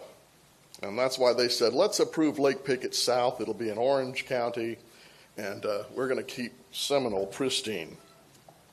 I would also like to say, it is interesting that you're hearing a lot on the people that are talking about legal this and that. Well, inner agreements are things that are a result of growth and maturing and different levels of government, so I'm not impressed with that. And I remember there were like 15 people in your seats 8 years ago when we were trying to do something with the rural boundary. And there was a wave of anti-aircraft. After years of everyone there standing up and cheering, you people are too calm. The commissioners called their appointees and said, you will not approve this. And the number one loader of the ammunition was Commissioner Nelson, who's now Mayor Nelson. And his own appointee turned him in. So thank you for hearing my points. Thank you very much.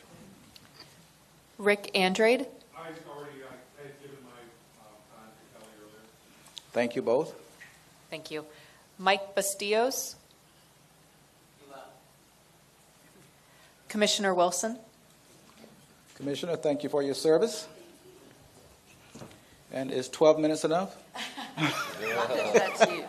She knows that's a joke, Pubby. It is a joke, and I'm so grateful for your time and understanding how important this is, these people. So thank you so much for offering that. I will not do that to you. But I do have to start out by saying thank you for every piece of work you all have done. It's been a very thoughtful process, including, I think, this engagement this evening. I want to apologize for my residents that have to be here again. How many times has this been over the last couple of months? Again and again and again and again. Now, my municipalities are here also, and I think that there are things to be worked out. And I think it was interesting that they all said, we're good with a rural boundary, but we have existing joint planning agreements. So I think it's really important that we, if at the end of this you don't agree on moving it forward as it is, to regroup, get that piece right, bring them in, get their feedback, because I think the other part of this that we've all heard again and again and again about our existing comprehensive plan and the way that it's being applied does have to be addressed by our public at the ballot. So you all heard about the staff assessment, and very quickly, I know that it was a very dense document, but I think the part that I want to point out to you was that for me, the takeaway was that it sounded like staff was not in favor of this pursuit. Because there were things in a comprehensive plan, the existing one and the future one, that already spoke to these. I believe there is a room full of people here tonight that will tell you that the things that have been put in the comprehensive plan in order for the development in the rural settlement areas, outside the urban service area, hasn't worked. Because what happens is that there's a process, right? People are allowed to come forward and they're allowed to say, I want to try to do this with my property. And we have incredible planning staff here that sits down with them and they conceive of some plan. And if they have enough time and money to see this through, you end up with something urban in a very rural area. And so even though our comprehensive plan says that services, county services, water, sewer, roadways, they don't go out of our urban service line. So that means we have people out there in that outside that urban service line that are still on dirt roads, maintaining their own roads, putting money back into their sewer, and they don't get any of the services. But less than a walk away, somebody has sat down with our planning division and come up with something called a study area or a growth center or whatever the planning term du jour is. But it's essentially a mega development that does get urban treatment outside of an area that doesn't give service to all. So it's very inequitable what we have right now. And, when I was thinking about what I wanted to say, part of what I thought was really important was walking through what it feels like or what it would feel like to be, sorry, let me just finish this thought because I talk to these people, right? Horse farmers, beekeepers, who don't have the advantage or the ability to do what I would say is something that the capacity developer would be able to do. So they see this coming. They know sewage is right there. They say, but it's right here. Can we connect to it? And we say, no, we have a boundary. It's a map. We take care of that. So to me, it feels like a reason to abdicate responsibility to county residents, but also not a barrier to really preventing sprawling, badly impactful development outside the rural service area. So I think that it's just imagine yourself to be a horse farmer, beekeeper, or maybe just a retired couple who wants to raise chickens on their farm, that you bought your land, understanding the county's urban service area demarcates where this urban growth would be, and that land around your ag business is currently zoned rural agriculture, so you buy the land, spend the money, you put in your own road, you maintain that road. You have to do all the payment in the septic system, but unbeknownst to you, a large developer has been meeting with Orange County Planning because the developer saw how much cheaper it would be. And what I think is important is it will continue to be cheaper to go out unless we truly incentivize by making that threshold higher to redevelop. Redevelopment in will be better for all of us. Think about the places that you visit on vacation. Is it sprawling suburbs or a really robust, beautiful, structured development plan? Thank you. Thank you, Commissioner. Is there anything else you'd like to add? Well, I wanted to walk you through that because I actually hear from these people and they suffer, and I think it's really it was disappointing for me to see the staff assessment because I felt like it was very contradictory. They don't do anything to incentivize. They do very little to prevent sprawl, and I've yet to see them say we really can't provide that in this area because we don't have services. They just figure it out if you're a big enough development. Thank you. Thank you very much. Chair, this is the last speaker card that I have. Valerie Anderson. Ms. Anderson. Ms. Anderson, you also have an item on the agenda. Are your comments about that item? Okay, I'm going to ask you if you would like to save them for when your item comes up on the agenda. You can speak twice if you choose, but once would be better. Thank you. Now, has everyone that wants to speak had an opportunity to speak? Thank you. Seeing none, we'll close this part of our public hearing, not public hearing, but our citizens' comments. I just want to say one thing for the benefit of the board. This is perhaps the most open CRC that the county has ever had. I know that it's the first one that's ever had that's ever voted to have bylaws, and we follow them. We have given and continue to give voters, and remember, people in suits are voters too. I just wanted to mention that. I have on a suit, so I vote as well. So I just wanted to mention that. But we've given voters 5 opportunities to come before this board, unheard of. 1, you get to bring an item to this board without coming through any one of the 15 of us or your 7 commissioners. 2, you get to visit these items in committee multiple times in open public hearings. And then 3, those committees bring it back to us, and we deliberate on and have another public hearing, which you're going to hear now. In addition to this, there are going to be 2 additional public hearings that have to be posted, generally public, and before we can even vote on it. That's our procedure. And that's to make sure that we have had a thorough deliberation of any issue that's going out to the voters. This is a redo or remake of the county's constitution. From my point of view as chairman, this should not be taken lightly. And that's why I've asked this board, and they've supported me in passing a set of bylaws, and we hope that future CRCs will follow them, even though they will not be required to. So I just want you to know that we appreciate you coming out, but I also appreciate these members who have supported me and supported this community in trying to get this done. So we appreciate you all, and we are going to move on with our agenda. I'm not going to call a recess or a break. I want us to move forward. If someone needs to take a break, please do so, and we'll continue.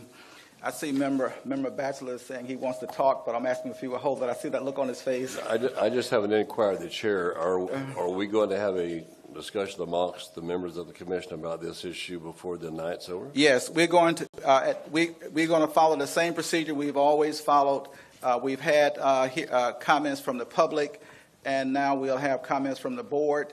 As I said earlier, I'm going to ask the board members to restrict their comments to 2 minutes per click. You do not have to use your entire 2 minutes. I mean, we thoroughly understand your point, but if someone needs more than 2 minutes, you know we're liberal with the time. If I have to say thank you, that means I'm hoping you will cut off. Okay, the board is now open for comments from the board. At this part of our meeting, board members may make their own comments. I have a queue that's in front of me that I'll try to stay in order of. They may, if they choose, call someone up for clarification. That's also admitted. And I don't have a time limit for how long that would take, but we'll judge it as we go. Chairman, just for the purposes of clarifying for the record, ordinarily we have member comments at the end of the meeting. Yes. Are these member comments directed to the public comment, or you want to have? I know we've always done that in the past, but because this agenda is so long and there were so many speakers, I'm going to ask for a little bit of liberty to change that part of our agenda. I think we can make it go faster by doing that. And plus, it's fresh in our minds now, and I would prefer that unless there's some reason that the board wants to wait until the end. Okay, let's do it now. But I understand. Thank you, staff. He's here to keep us in line, so that's his job. So we appreciate that. Okay, and also you'll notice that there was one comment that I'm moving to the back of the agenda where we discussed the structure for final reports. I didn't overlook that. I'm going to move that to the end to attorney comments. That was on the after chairman and vice chair comments. Okay, we are now open for comments from the board. I have 2 people on the queue. Is member, I can't tell, Grimmer or O'Neill. Member O'Neill. Mr. Chair, I'm hoping that we can discuss the rural boundary during this time period. One of the concerns that I hear... Can I make a comment? Yeah. Remember, this is going to come up at the end of the agenda as a ballot issue, but you're welcome to discuss it now as well. But I just want to make sure you were aware. Okay, yeah. I would like to discuss it now. What I heard from all the comments is they're all in agreement. They're all in agreement to have a rural boundary. The problem is there's some communities that have joint planning agreements and interlocal agreements. And one thing that we don't want to do, and one thing that everybody who is speaking in favor of a rural boundary doesn't want to do, is pass an amendment that's going to be challenged immediately, because a charter amendment cannot be inconsistent with general law. And we heard this raised by several speakers, Mr. Geller in particular. And so if I may ask our council, what do you see in the current wording would be conflicting or inconsistent with general law? Council Ball? I imagine we're going to have a lot more of discussion on this very question.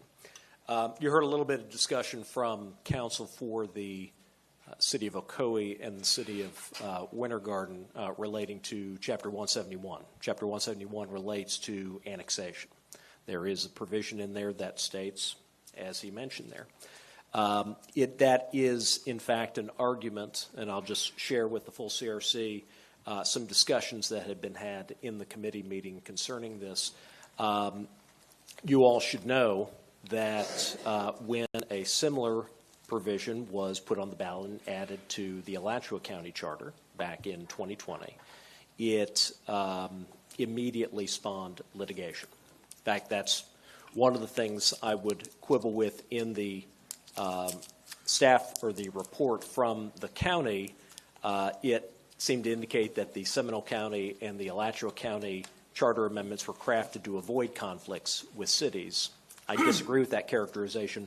Both times, it immediately resulted in litigation. One time in the Seminole County versus City of Winter Springs case, which forms the case law basis for what we have going on in this proposed draft charter amendment, and then also in Alachua County. In Alachua County, one of the declaratory judgment action counts that was brought by a number of the cities that were challenging that was based on that provision in Chapter 171. Okay, that count was subsequently dropped, dismissed by those cities. I can't speak any further as to why they may have done that. I can share with you, though, that there are provisions within Chapter 163, which is the Comprehensive Planning or Growth Management Act, that expressly address the power of county charters and charter counties to be able to do precisely this. And as laid out in the 5th DCA case in the Seminole County versus City of Winter Springs case, it's not only a statutory power under Chapter 163 to do this precise thing, but also a direct grant of constitutional authority to be able to do it. Please understand that my offering any different thought or disagreement with any of the other attorneys who speak to any of this does not necessarily mean that any other criticism or critique that they've offered doesn't have merit. We can discuss all that later. I would suggest to you that Chapter 171, read alone, yes, it looks like you wouldn't be able to do it. But Chapter 163 says you can. Case law says you can. That case law says the Florida Constitution says you can. But again, there are a lot of particulars, legal particulars that you've heard tonight that I think are worthy of discussing later tonight when you get to that item. Please continue. As a follow-up, if we were to, for instance, send this back to the committee and redraw some of those lines, carving out those JPA areas,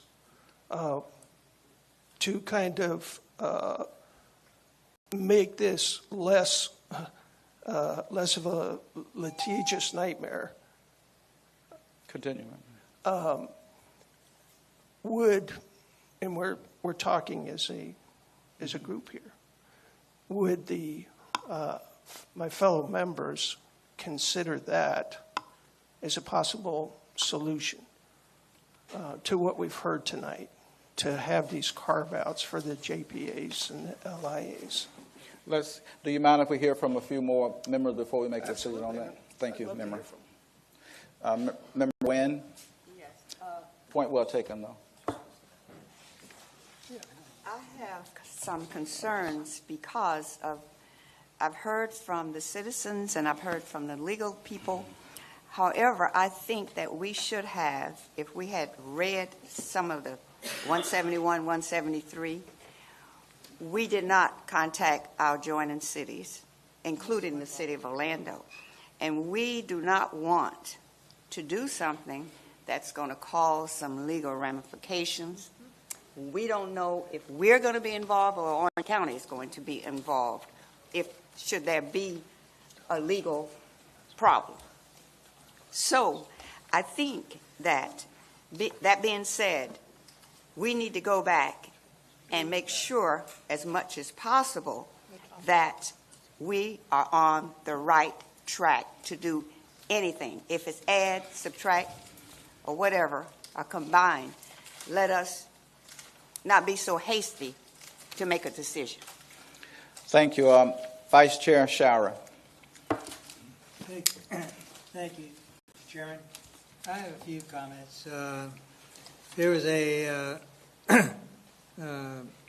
individual who spoke about our Orange County deficit in terms of our budget, and I think it's quite a bit more than $22 million. And I don't consider it to be a deficit, but a deficit in terms of what they'd like to do. But just, I'm not for it or against at this point in time, but I do, from a financial point of view, want to make the point that when you get new residents in, they pay taxes for the next 40, 50 years. And right now, it's a fallow piece of land. I'm not speaking for or against. I'm just giving you some information to knock down a little bit that growth doesn't pay for itself. And you've got 50 years, let's say, of taxes on this piece of property. Right now, the real estate taxes, a certain percentage of the real estate taxes in the county commission are used for the roads and for transportation issues. And when these people come up and build a home on the property, they're going to be paying taxes for 50 years. There is a way to have them pay their fair share, quote unquote, fair share of impact fees, and that's what we have, impact fees. On the other hand, the deficit from those impact fees, that we need to have better roads and better, transportation needs, and I'm all for better transportation. We can bond that and take the percentage that would normally be allocated in their taxes and dedicate that portion of their taxes to paying the bonds off in 20 years, 30 years. And that way, then, there would be funds for development of infrastructure for the community. And that's, can I keep on going, Mr. Chairman? Yes, please. A minute or two. So that would be one way. Not a minute or two, but a second or two. But that would be one way that we would resolve some of the transportation issues and the waiting in line at lights and what have you around the county, because you have the money coming in from the residents that are going to be moving into the area. And the other item I would like to really bring up is that we're going to have 1 million more people moving in the next 20, 30 years in the Orange County center area. And you've got to be able to plan for it. And I think the objective, in my opinion, is I'm not sure that the rural urban service line serves any purpose any longer. We're becoming an urban county. We're not a rural county any longer. There's a lot of rural counties in the state, but Orange County is on fire, and it's going to stay on fire. And it's going to be up to us to provide the appropriate planning. And I think master planning is the way to go for East Orange County, and of course, accept the. Thank you, Mr. Vice Chair. Yeah, well, I'll bring those up later. Thank you. Thank you. Member Callen. Thank you, Mr. Chairman. Thank you very much, folks, for being here tonight and giving us your thoughts and concerns. One of my concerns early on in the committee was that there was no one-size-fits-all with the urban line. I thought there was different issues with the northwest Apopka area, different issues over by Winter Garden and Horizon West versus the east side. It's interesting that all four cities that we're hearing about JPAs are all on the west side. There's been a history in the county over 30 years that I've been involved with as a lawyer, dealing with JPAs and reading JPAs and annexation agreements that exist and have existed as a part of a regulatory framework in the county history that I think we need to look at. Not all. With that said, though, JPAs don't last forever. There's terms to those agreements. There's terms for annexation agreements. So we can deal with those issues, I think, in a timely way and deal with that. As to Bert Harris claims, Cliff did a really good job in that one case he had, and I've been real resistant to ever take a Bert Harris claim because the standard is so difficult. The only good thing about the Bert Harris Act, I think, is the alternative dispute resolution process. But the rest of it, I think, is really a hollow win for landowners. So I'm not too worried about Bert Harris. But I do think that as a committee, we should go back and we should look at our lawyer and help us craft some ways, whether it's an exception language that deals with JPAs and annexation agreements in existence at the time of June 1st, or whether it's to limit this amendment to the east side of the county. So a couple of things we should look at, and that's what I just want to say. Thank you. Member Staccato. When July 17th, Kelly Chimrad had presented this information to us about creating a rural boundary, and we started meeting September 20th. Planning initially came to that one meeting. They never came back, unfortunately. We would love to hear from them. They were public meetings and noticed and everything, and including the cities. We would love to hear. Our transportation committee is getting a lot of input, and we welcome that. And it's important that we hear from the public and the cities about these things. As a citizen who sits on this and not a lawyer, the challenge to me was, how do we draw this picture? And when Commissioner Constantine spoke to us about creating this map and how many years it took them to do it, you know, we're struggling. I mean, we sat as a committee and we talked about that. And I sat at home and talked to some friends about it, and we realized, wait, we're doing Vision 2050. We've been meeting for 7 years on this stuff around the county. Myself have gone to at least 8 meetings around the place. And so we've been talking about maps like crazy with the cities, with everyone around. The problem is we don't have a good map. I mean, this is a superpose of Apopka. It shows a red line here that you guys have seen. It's the urban service line. Unfortunately, our planning department, for some unknown reason, has never redrawn that line since '92. So as a committee, we didn't have a good map to work from. But never did we say, and you all can correct me, that we're going to try to take rights away from anyone. If you have standing rights, you have standing rights. What this does really, in the essence of it, is to raise the bar to 80% with the hope that it would force planning and the developers to sit down, do their homework, to bring it to the full commission with better data, because obviously there's a problem here because we're in a big hole financially as taxpayers, and we're living in a really not nice environment because of it. So my intention was to just get the threshold at 80% so people would actually have to show everything and explain and try to win. It's a tough bar. It should be a tough bar. This is the annexation of new properties. Inside the, I'll keep this for the actual presentation, but I have additional information. But we didn't have good maps. That's the problem. Okay. We did the best we could. Thank you, Mr. Staccato. Thank you. Thank you. I think Member Batchelor, I can't see everyone, and then Member Del Patella. And then that should close discussion of the discussion. Me? Yes, please. I just want to be sure. Because I can't see everyone on the queue. Yeah, thank you, Mr. Chairman. I appreciate it. Would you like 12 minutes, Mr. Batchelor? Sorry? Would you like 12 minutes? 12 minutes? God, I don't know that much to talk 12 minutes.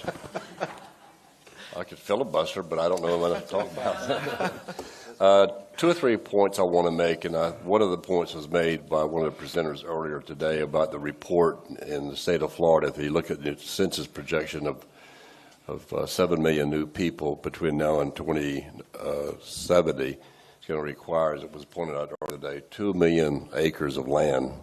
Some of that land is going to have to be farmland, ranch lands, and otherwise unusable lands. I think we're on to something very, very important here. My question is, how do we get there from here to there, right?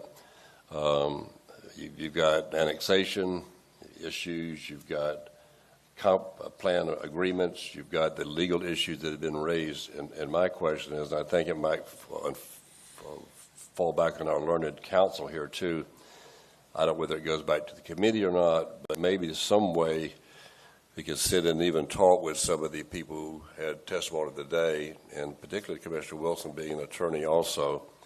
Is there a way to do something that won't be challenged? If we're going to do something challenged, it's misleading to the people who testified today.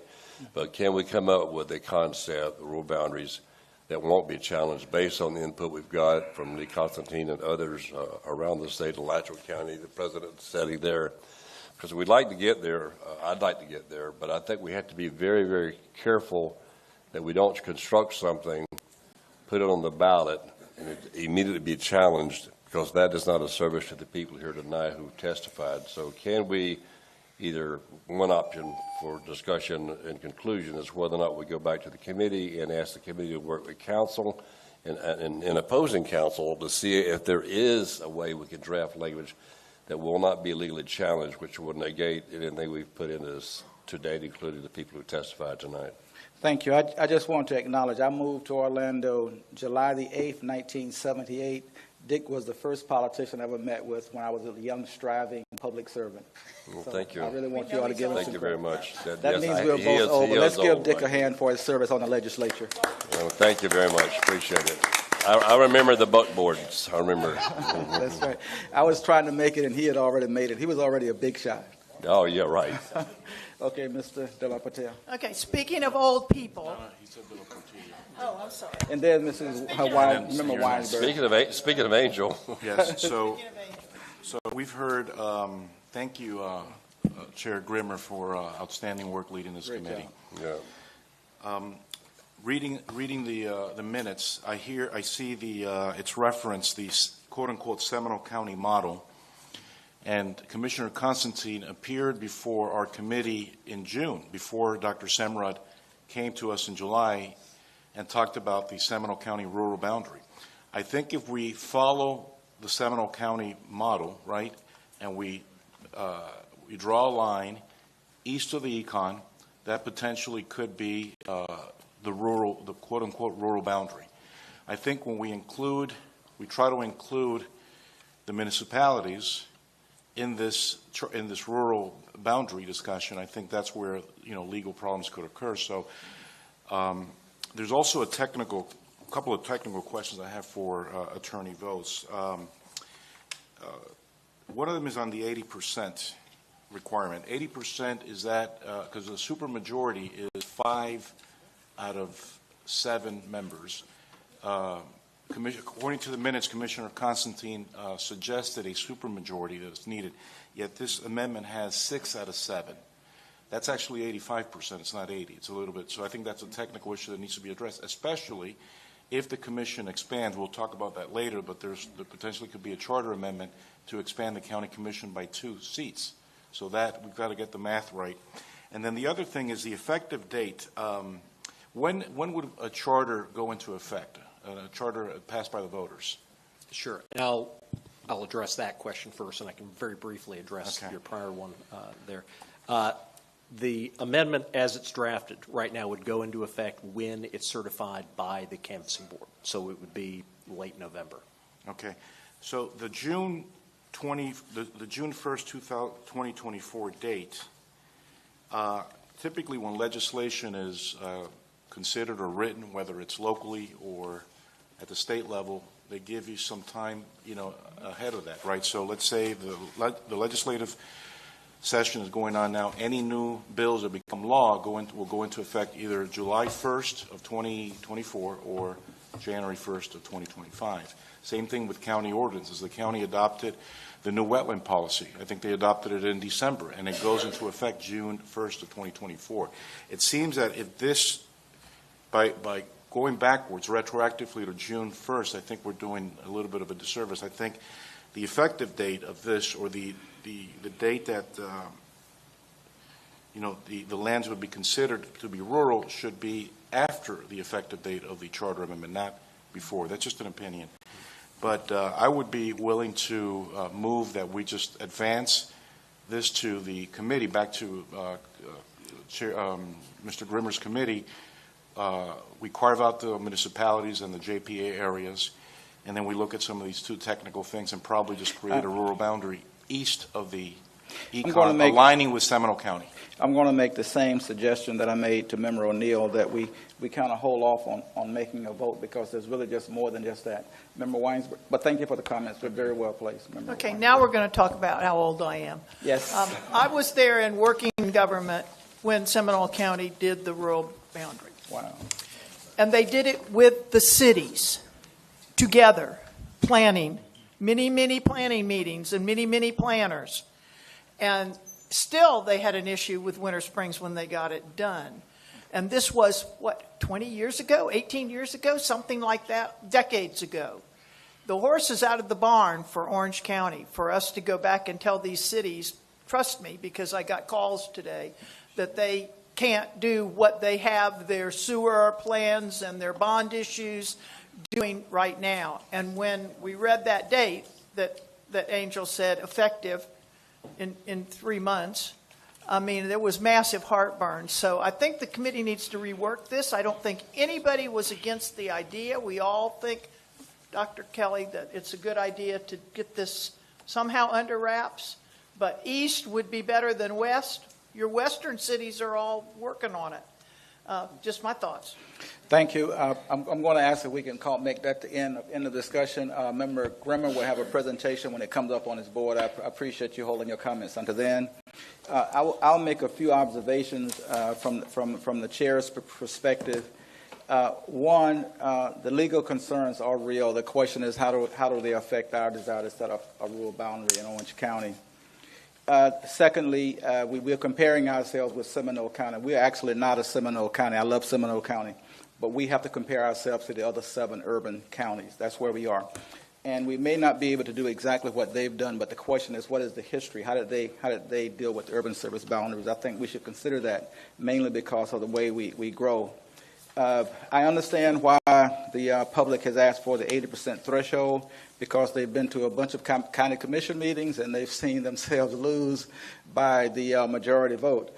But still, 80% is a huge threshold for commissioners who you have elected. You get the opportunity to unelect them. And so that's the way I see that. I've been a commissioner, and so I've had to run for re-election. Yes, please. We have to at least pay some consideration to projects that we don't even know about as members. There are projects in the pipeline. I've served as chairman of the Planning and Zoning Commission. I've served on BZA, Metro Plan, East Central Florida Regional Planning Council, and Links. So I know that there are projects in the pipeline that we don't know about. I was part of the planning process for Horizons West, and I was on the Planning and Zoning Commission when we developed the first land use plan. So those processes are long, and I think this process that we've used, though deliberate by Mr. Grimmer, has just a few more check-offs to look at. The county also, and our commissioners know, the county has an exhaustive process each year, which we don't always agree with, but it examines the urban service boundaries, and we need to see how that affects what we are trying to do. We don't have to agree with it, but we need to know exactly what it does. From my own personal perspective, and most of the members on this board and most of the members in the public, we all support an urban service boundaries. But as Member Batchelor said, it does no one any good if we let you all do all the work, campaigning for one, come to all these meetings, and we give you something that's not going to hold up. So I ask that you would give us a little bit of leeway to try to get something that works. I don't know anyone up here that is, maybe, but I don't know anyone up here that's totally opposed to a boundary. But we all are committed to getting it right. So I want to ask you to be a little patient with us and give us a chance to work it out. I cannot guarantee you that we'll vote it through, but I can offer my sincere understanding that we'll give it our best deliberation. Having said that, unless there's comment that we have not heard, I'm going to ask the board if they will end this part of our public comment and let us move to the rest of our agenda. If we need to take a short break, someone raise a hand. If not, we will continue. Okay, we'll continue. Chair, can I ask that we take a short break before the final item? Yes. Before the final report. All right. Yes. Yeah. Okay, let's do some things that are easier on the body. Did we approve the minutes yet? No. Thank you, Member No, Weinsberg. Chair, this is the clerk. Did I miss something? I do have something in regards to the minutes. The clerk would like to enter. Thank you all for those of you that have to leave, but you're welcome to stay. The clerk would like to enter into the record the following correction to the January 16th CRC minutes on page 1 under public comment. Reed McCoy and Nelson Betancourt were inadvertently admitted from the draft minutes before you. We request the motion include this correction. Thank you. Thank you. The change is so noted. Is there a motion to accept So moved. So moved by Member As Baxter, amended. seconded by Member Wynn. Any discussion? Seeing none, all in favor signify by aye. Aye. The minutes is accepted. We are going to quickly go through the committee updates. These require no action, and they require no exhaustive deliberation by the committee chairs. Sustainable Growth Committee, which is Chair Grimmer, and you're welcome to make your comments now or when it comes up for discussion. Thank you, Chair. So since our last fall CRC meeting, we had 2 meetings over at the Sustainable Growth and Charter Cleanup Committee. One was January 31st and another one on February 16th. On January 31st, we discussed this new thing, Chair. It's really exciting. It's called a rural boundary. We talked about that there. It's really exciting stuff. I'm really looking forward to talking about it later, a lot more. So I'll hold my comments on that until later. On February 16th meeting, we discussed one of the issues that we recently acquired in our committee as a result of our last CRC meeting, the issue of whether wetland protection should be added to the county charter in terms of, what, did I say wetlands? Wetlands. That's what. Oh, I'm sorry, wetlands, yes. Whether wetlands should be added to the charter as one of the areas where the county's regulations would apply over the municipalities, in addition to things like air and water pollution and casino gambling. So we had a presentation from a member of the County Environmental Division talking about our current wetland protection, the ordinances that currently existed, the ordinances that actually would just pass and will become effective later this year, and then what's happening in terms of the municipalities in terms of if they're doing any wetland protection. So that was a really interesting discussion, and we'll see where that goes from there. Thank you, Chair. Thank you. Member Callen, Transportation Committee meeting update. We had 2 meetings, January 31st and February 16th. Very productive meetings. The last meeting, we had the county staff present us some comments and concerns of proposed language that we're passing around. The attorneys made some modification of language once, as you're probably going to do it twice. The next meeting is coming up in 2 weeks. Thank you. Thank you. I want to add to that no urban county has been able to address this. We intend to be the first to address transportation. The Governmental Structure Committee meeting. Yes, Mr. Chairman. Thank you. Della Patilla. Thank you, Mr. Chairman. Our committee met. We had our 12th meeting on Wednesday, February 7th. And after 3.5 hours of deliberation, we took action. We voted on 2 items. One of them is expanding the county from 6 commission districts to 8 commission districts. That'll come back to the full Charter Review Commission with a report. That was a unanimous vote, 8-0. We had all our members present. And then the second item, that was heavily debated, was the separation of powers, whether the mayor shall continue serving in both capacities, both on the executive and the legislative side. We had a vote. It passed 6-2 to leave the mayor both serving in both the executive and the legislative bodies. Our next meeting is Friday, March the 1st at 11 a.m. We're going to have County Administrator Byron Brooks and County Attorney Jeff Newton come and speak, because we're dealing with several more issues, including the county administrator, where the county administrator shall report to the mayor or the full BCC, and the same thing with the county attorney. Thank you, Mr. Chairman. Thank you. I want to thank all of our committee chairs and their members. We appreciate the diligent work you're doing. No action is taken. We appreciate those reports. They're so recorded. We will take a short break now, because our next 3 items are discussion items, and we have 1 new item that's under discussion. So we'll take a short break. Excuse me, Chair. We do have one more item, initiative petitions. A committee update from initiative petitions. Yes. Dottie, you're trying to miss me? Yes. No. Yeah, 1 minute. Thank you, please. Initiative. Okay, initiative committee, please. We'll now have a report from Member Wynn on our initiative petition committee. Well, we had missed several meetings because we couldn't not get a quorum. And on the 15th, we did have a quorum, but we could not vote on anything because although we had a 4-member, we couldn't vote. So one of our members decided to leave because we couldn't vote on anything. So we don't have a report because we could not have a quorum. Well, thank and you. I don't know why we can't get a quorum. I'm going to employ all the members to make sure you attend your meetings. It's extremely important as we get closer to the deadline for what we have to do. Now, the items that are being discussed in her committee are really important, especially to me. These are items that I'd ask to be placed into committee. One has to do with the initiative process for citizens being able to get items up in referendum. The language we have now is extremely cumbersome. It looks like a charter. It looks like a referendum process written into a charter. It consumes most of the charter. So I want you to really get active on that and get that through. And the other item in there was for the ballot initiatives. Yes. But we couldn't discuss things because we did not have. Okay, I'm going to encourage members to make sure you attend the next meeting. Okay, thank you. Did I miss anything? That's all, Chair. Okay, thank you. I'm not going to call the names of the members. You know who you are. All right, we're going to take a short break. Let's keep it to 10 minutes.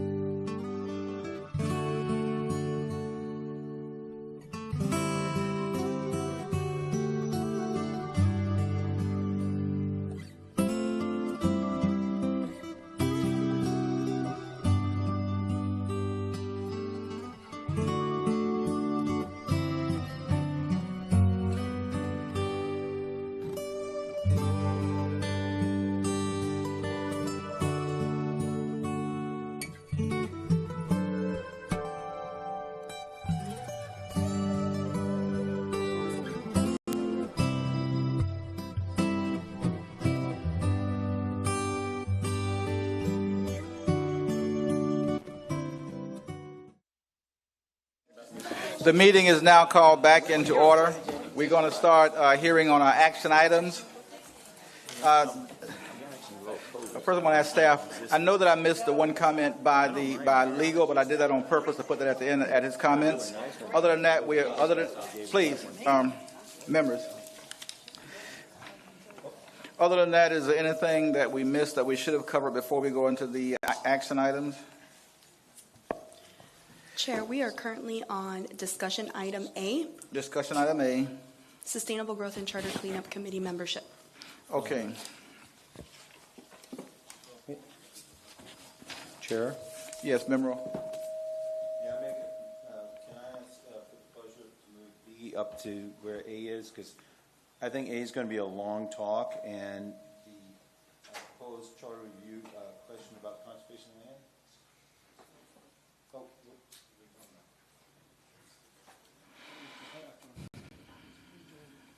Oh, okay. Oh, it's just you who cares. Okay. It's a short. Oh, it's just short. Yeah. Sorry. Never mind. It's just adding a member to the committee. Getting late already. He's trying to protect one of his constituents. I get it. Good job. I don't want her to stay here all night. He's talking about Miss Valerie. Thank you. We're going to have this discussion item. It's the Sustainable Growth and Charter Cleanup Committee. The action item is follow-up to our January 30th CRC meeting, where Member O'Neill asked to be added to the Sustainable Growth Committee. If there are no objections, I'll look for a motion for that. So moved by Member Callen, second by Chair. All in favor? Any discussion? Seeing none, all in favor signify by aye. Aye. Aye. Member O'Neill is added to the Sustainable Growth Committee.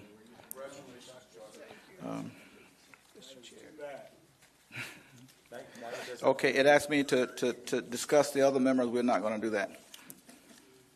We've done that. Now we're going to go to our proposed charter review topic, which is Citizen Valerie Anderson. And we appreciate her. She's followed our bylaws, and she's brought an issue before the board. And this may also be our last item. What is the cutoff deadline, legal? It's gone. Cutoff item. We passed it, I believe. Okay, this was the last meeting, and the cutoff this is our was last one. So for, congratulations, you're bringing up the rears for us, please. Hi there. My name is Valerie Anderson of 1750. You have to speak up. We can. Okay. Hi, my name is Valerie Anderson of 1750 Moss Court, Kissimmee, Florida. I'm the president of Friends of Split Oak Forest, which, as you may know, is also in Orange and Osceola counties. We have members in both Orange and Osceola counties. So. And the topic you're bringing is? I am bringing up a topic. I submitted a question. Orange County-owned conservation land and parks may only be used for the purpose for which they were originally acquired. So that's the question. The reason why I'm bringing up this question is because in just the past few years, my county, Osceola County, has put a water treatment plant in Chisholm Park, developed over half of Mac Overstreet Park, a park that was promised to the Overstreet family to be protected forever, and is trying to run a road through Split Oak Forest. Now, in Orange County, Cypress Grove Park is threatened by a proposed road, and a Green Place property that is so new that it doesn't even have a name yet is threatened by a road. As you know, conservation land is only purchased not only in Orange County, but also by the state of Florida, by any other entity, by a willing seller. That means that conservation land cannot be eminent domain. So it doesn't matter how great a location is for a park or how many rare plants or rare animals it has on it. It can only be purchased by a willing seller. So even if this place is like, the kids need a basketball court right here, you can't buy it unless the seller is willing. Further, conservation land has to be purchased with taxpayer money. And the setup that the county or whatever entity is doing the purchasing, it has to have a whole process for doing the real estate transaction and assessing the property. So there's all this staff cost for this. You can see this in the Florida Forever program at the state level. This is like a large program. They have the Acquisition and Restoration Council. They have several different agencies that are managing purchases. And on top of that, you have to have all of these land trusts that are submitting applications for Florida Forever. And, of course, Orange County has Hal Scott and other great conservation land that is not county-owned. So, in summary, getting conservation land is hard. Getting rid of it should also be hard. If voters perceive that conservation initiatives are just an additional tax on them in order to procure cheap right-of-way or cheap development land, they will no longer support conservation land initiatives. And they will no longer, most likely, support additional taxes for other infrastructure projects. It is now time for Osceola County to protect their parks and preserves because they are under threat from roads and other development. Thank you. Thank you. Member Staccato, and then Member Callen.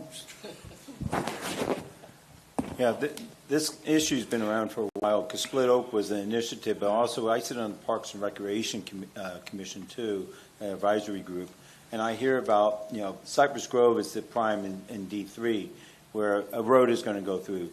D5, we have a new road that's just been proposed to go through one of our properties that's bought, and as Valerie has pointed out, these lands are hard for us to get. So in an effort to try to protect our lands that we buy through Green Place, for example, or our park land, I want us to have some statement like this in our charter. So I don't know if it's appropriate to make a motion right now. I'll make a motion to take put glasses on. A motion to move the Orange County-owned conservation land and parks may be only used for the purpose for which they were originally acquired. To further explore and understand the development of this language, I propose for the charter question for this statement. So, a motion to have a committee to study this statement to better explore and develop it into charter language. That's my motion. Second.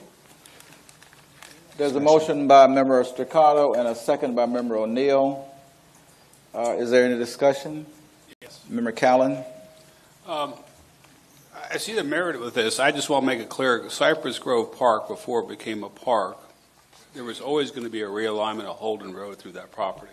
That was talked about when Commissioner Hartage was in office back in the mid-'80s.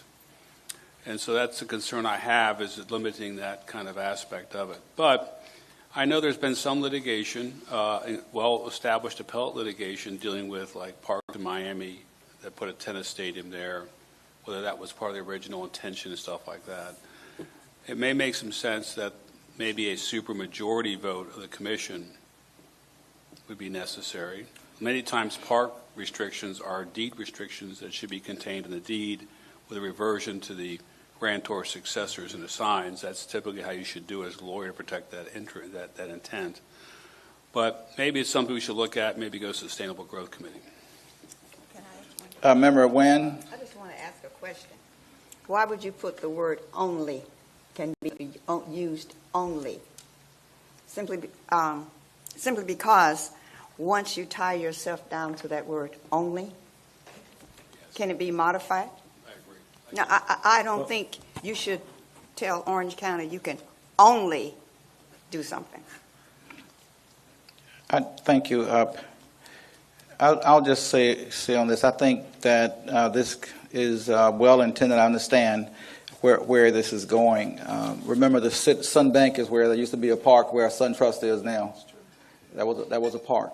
So I kind of get it. But to tie the commissioner's hands on this when it can be done by a simple vote by the county commission, I think is more appropriate. And I understand why you want to do it, because the commission hasn't voted to do it, but maybe it just hasn't been brought up to the commission in the right way.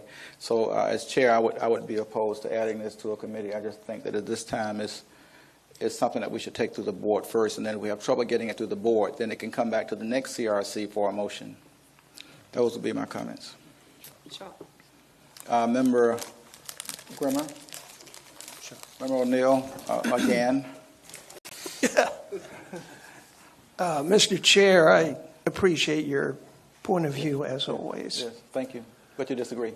Well, I'm falling more towards Member Callan's advice that this would be a good thing for a committee to discuss, whether it's an absolute prohibition as it was proposed, or whether it was an 80% vote to do something with conservation land. But as Ms. Anderson said, it's not easy to get property purchased for conservation. As someone who bought a house next to the Wekiva State Park for the reason that it was Wekiva State Park, if somebody were to buy a property next to a park, they should have the expectation that that will always be a park. I think that that's rare. My first home was in Pine Hills, and when we bought that home, it was next to a golf course. That golf course is now a subdivision. It's not conservation land. No, I understand that. But the concept is the same. We don't want to restrict the county. This is just one person's opinion, one person, one vote. That's the policy. Well, you are the man. But I think that it's a little bit overreach, and at this point, adding it to a committee, I think, would be ill-advised. However, we have a motion and a second. Are there any further discussions? I mean, I think there's enough discussion that's happened that we certainly should entertain the thought of actually talking about it. And we can beat it in a committee, and if it doesn't work, then it doesn't work. I think we should talk about it. I'm just thinking about all the things we placed in committee and the things we're trying to get out. Now, that should not be a hindrance to placing it in a committee, but can I get someone to call for questions so we can move it on? Questions been called by Member Callan. Is there a second? Seconded by Member Grimmer. All in favor of calling for questions signify by aye. Aye. Questions have been called. Motion carries. All in favor of the main motion, which is added to committee. Which committee? Sustainability. Sustainable growth. Why not? It's sustainable. Okay, let's have a motion. All in favor signify by aye. Aye. All opposed signify by nay. Nay. Nay. Chair votes for three. Three. Votes in favor, raise your hand. That's 1, 2, 3, 4. Motion carries. Thank you. It's added to the Sustainable Growth Committee. Thank you very much. Okay. 4. Okay, next we'll go to discussion items. These items, thank you very much. Great item. We look forward to hearing it, and we'll give it our full discussion as we do all of our items once they go into committee. Thank you for bringing it. Okay, thank you. Now we are going to committee final reports. This is. Did I miss something? I'm very sorry. Yeah, there was a very brief discussion item where I was going to have a brief I know discussion. about the legal. Yeah, this is the second time I've skipped legal. I'm aware. It's perfectly fine, Chairman. It'll only be a second. Let's go. Let's do them both then at the same time. The mention about the Sunshine Law and about the schedule, which was the first item on the agenda. It says call the timeline for submission and preparation. It has the word important written next to it.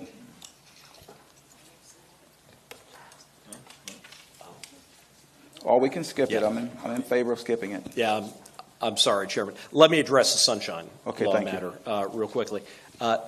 Members, good evening. I just wanted to take a brief opportunity just to give you a little Sunshine Law pep talk here. Okay, as you all see from the discussion tonight, you all are dealing with weighty issues. And whether you may agree or disagree on a particular issue or what have you, there's going to be work coming out of the Charter Review Commission resulting in ballot questions that are going to go on the ballot and so on. And what I would advise you is you don't want to put yourselves individually or the CRC as a whole in a situation where that good work may be somehow derailed or subject to any sort of problem or challenge because of any Sunshine Law concerns. So this is, again, just a reminder that any matter that may foreseeably come before the Charter Review Commission, and that's everything you have for consideration from now until the end of your work, I would advise you in the strongest terms, just don't discuss it with each other. And as we've discussed previously, if anyone else comes to you and asks or desires to tell you how they think other folks on the CRC might be thinking or are going to vote or anything like that, just politely ask them, hey, can't talk about that. Again, just want to give you a little bit of this here just as a reminder, because y'all are engaged in important work, and quite frankly, it's one of the most common lines of attack when folks don't like the work you've done on a committee or commission to go down that route. So don't give them anything to work with. And if I can add to that, an entire vote can be challenged on a sunshine violation. So if there's a vote that we pass or that we deny, and someone brings a sunshine violation up, that vote can be challenged in court. Secondly, I'll add, and this is from experience, conduit communication is also a sunshine violation. Like I can't call Jessica and ask Jessica to call Commissioner Weinberg, and then Member Weinberg asked Jennifer to call Dottie. That's a conduit. Now, she didn't talk to Dottie, and she didn't talk to me, but that's a violation of the sunshine. So we want to avoid conduit. Conduit can be through staff. It can be through members of anyone. So we just want to be cautious. Our work is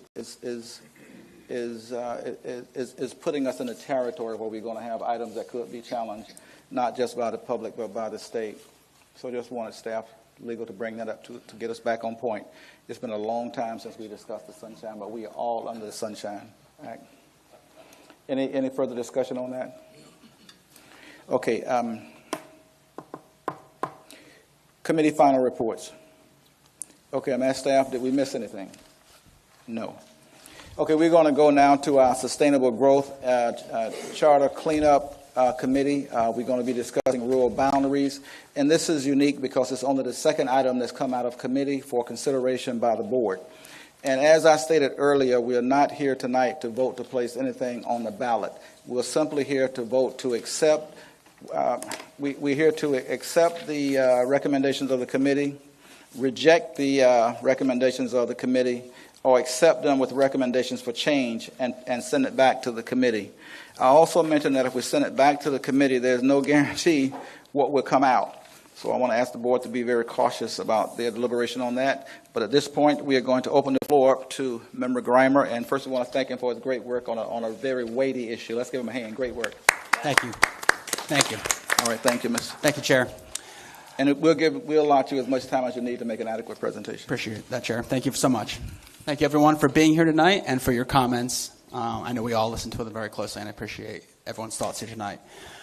First off, I want to say that it has been a great honor to be the chair of the Sustainable Growth and Charter Cleanup Committee. I want to thank Chair Harge for appointing me to lead what was then only the Charter Cleanup Committee. Little did I know at the time that this committee would become the repository for all smart growth and environmental issues considered by the CRC in this cycle.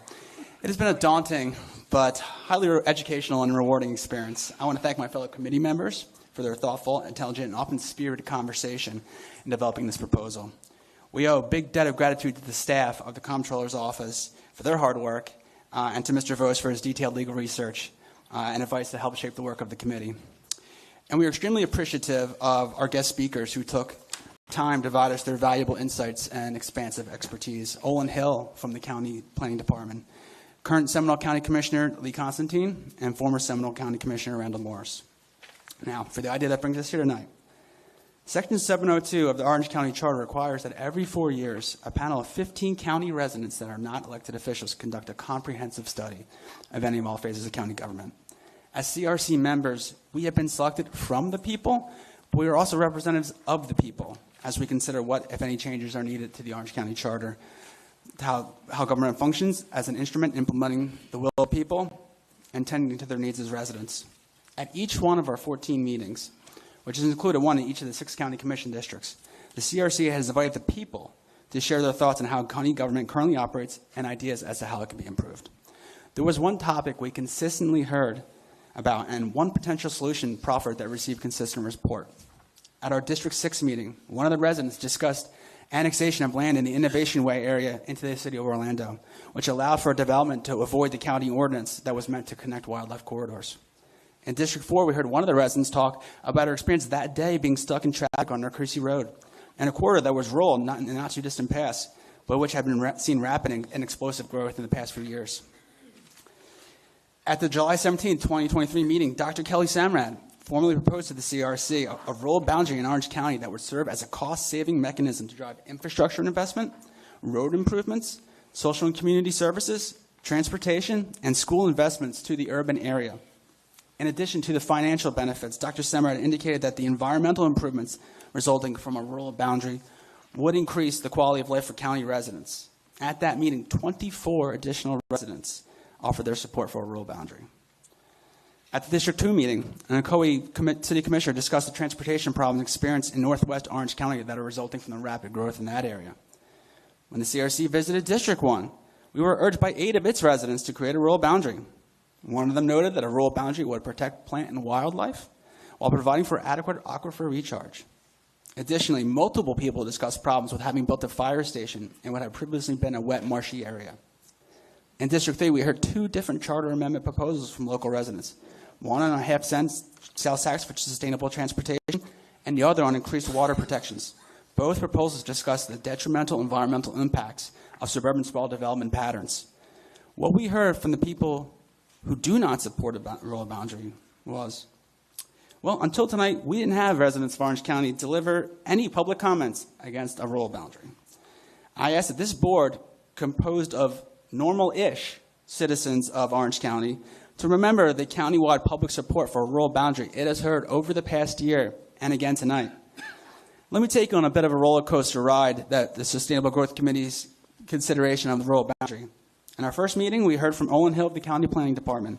We learned about the history of the comprehensive plan, including differences between urban and rural service areas, amendments to the comprehensive plan from rural to urban, and areas of the county where we currently have urban or suburban style development outside the rural service area, such as in rural settlements, growth centers, and places like Horizon West. As defined in the current county comprehensive plan, the urban service area is where the county is responsible for providing infrastructure and services to support urban development. The plan supposedly requires the county to use smart growth tools and strategies to direct development of the urban service area. In contrast, the rural service area contains, quote, locations in which residents prefer a rural lifestyle with limited services. However, we also learned from Mr. Hill that Orange County has expanded the urban service area 51 times in the past 20 years, mostly at the request of private development. This expansion has required varying levels of infrastructure construction and extension of county services, despite the wishes of many local residents who prefer a rural lifestyle with limited services. 2 of the primary questions considered by a committee in this process was determining what would be the legal effect of the rural boundaries and where the rural boundaries would be drawn. In evaluating the first issue, we considered 3 models. One was called what we called the Seminole County model. We heard from the current Seminole County Commissioner Lee Constantine, both at the full CRC and in our committee, about the genesis of their rural boundary. Their rural boundary was proposed in response to rural land in unincorporated Seminole County being annexed into municipalities in order to take advantage of more permissive land development regulations. The second model referred to as the Sarasota model, where applications to change the density and intensity of any property require a supermajority vote from their board of county commissioners. However, to add land to their urban service area, a unanimous vote is required. The third model we call the Alachua County model, which is really a hybrid of Seminole and Sarasota. In Alachua, the county's land use rules apply even in unincorporated property that is later annexed into a municipality. And a supermajority vote is required to move lands from the Alachua County growth management area. After extensive discussion and consideration, we decided to pursue the Alachua County model. We concluded that in order to guard against the proliferation of suburban sprawl, we had to remove the incentive to annex currently unincorporated Orange County land into a municipality for more favorable land use terms. In addition, we should try to alleviate any pressure on the county to annex currently unincorporated Orange County land into a municipality in an attempt to stave off annexation preemptively, which occurred recently in the Boggy Creek area. We also concluded that a higher voting threshold should be required to change the density or intensity of lands outside the rural boundaries, as well as to remove land from the rural area that is created by those boundaries. We determined that a county commission vote to make these types of changes should not feel impracticable, but it should feel like a hard and difficult choice. Commissioner Constantine recommended to our committee that we include the heightened voting threshold in our proposal because he wishes Seminole County had it. Former Commissioner Morris also lamented the absence of a supermajority requirement in Seminole County. Recognizing that we are a growing and thriving metropolitan county, we thought requiring unanimous vote, as in Sarasota County, would be too restrictive. On the other hand, a majority plus one just didn't feel strong enough. So, like Goldilocks, we settled on something that felt just right, and 80% vote of the county commission, which essentially equates to a unanimous -1, even if the county commission is expanded. The second question was the greater challenge for our committee, where to place the rural boundaries. I personally wrestled with this issue quite a bit, as I had my doubts that our committee could accomplish such a task requiring technical precision and extensive expertise in the time we had. Commissioner Constantine suggested that we propose to create a rural boundary commission that would determine precisely where those boundaries would be placed. If approved on the 2024 ballot, the commission would have been required to hold public meetings that would provide the opportunity to collaborate with the public and any interested stakeholders, as well as work with knowledgeable and experienced county staff. The commission would have been required to draw rural boundary lines in time for the 2026 election to be approved or rejected by the voters. However, while evaluating draft language for such a proposal, we had a light bulb moment. For the past several years, Orange County staff and the county commissioners have been working on an update to the county comprehensive plan, which is called Vision 2050, and the corresponding updates to the land development codes, which is called Orange Code. These updates are currently slated for adoption later in 2024. Since the process leading to these updates began, we know there has been intensive collaboration between county government and interested stakeholders, as well as extensive public outreach. I myself have participated in that collaboration. Vision 2050 and Orange Code retain the idea of urban and rural service areas and mostly leave undisturbed their current boundaries. In so doing, the county has already engaged in the type of collaboration and outreach that would have been envisioned for the Rural Commission, and determine the places in the county appropriate for urban-style development and the places that should maintain the rural character. As a result, the Rural Boundary Commission's work would likely have been duplicative of the county's collaboration and their conclusions. Furthermore, because rural boundary lines would not have been implemented until 2026 at the earliest, more harmful suburban sprawl could have been approved and built during those additional 2 years. Accordingly, the committee decided that rural boundaries should be placed on the lines of the Orange County Urban Service Area map, as it is delineated when the CRC completes its work. Not only is this a more efficient process, it's consistent with the current and future comprehensive plans that specifically state the urban service area is where the county is responsible for providing infrastructure and services and where development should be directed. Now, if we can take a few minutes to review the proposed ballot summary and relevant provisions, I would ask Miles if you can go ahead and pull up the final report and go to Exhibit A, please. I'm going to go over the language in the ballot proposal, the ballot summary. The Orange County Charter, this is what would appear on the ballot for the voters. Orange County Charter Amendment establishing a rural boundary and rural area. Amending the county charter to establish a rural area, which is unincorporated lands located outside the county's urban service area as of June 1st, 2024. Provide that the county's comprehensive plan and land development regulations will exclusively govern land development and prevail over municipal ordinances within the rural area. And provide that comprehensive plan amendments increasing the density or intensity therein and ordinances removing land therefrom must be approved by 80% county commission vote. Now, I want to take a second to address that June 1st, 2024 date that I believe Angel mentioned earlier and why that is there the way it is. We chose that date because at the time the CRC completes its work, we need to know as a body what we're voting on, what is the, where is the urban service area line currently. Because we can't be voting on something where we don't know in the future if they decide to move it after that date, we would not have voted on that. And then also there has to be some understanding and looking for the vote. The voters can look at, this is the map as of that date, and these are the lands that are in incorporated municipalities and the lands that are unincorporated. So that is why that date is there, so we as a body know what we're voting on and the voters know what they're voting on. So that is not tied necessarily to the effective date. It's just, this is where the line is as of that date. I hope that's clear. If we have questions, we can talk about that later also. I'm going to go briefly over the text itself. I'm going to highlight some relevant portions. If we have any additional questions about things I did not cover, I invite my fellow commissioners to ask them at the end of the presentation. Section 506, subsection A, establishment of a rural boundary and a rural area and rural boundary. There is hereby established a rural area that initially consists of all lands lying in the unincorporated county as the effective date of this section that are located outside of the urban service area specified in the Orange County Comprehensive Plan in effect on June 1st, 2024. There is hereby established a rural boundary consisting of the boundary lines of the rural area. So again, that June 1st, 2024 date is where we will draw the lines based on the county's urban service area map as of that date.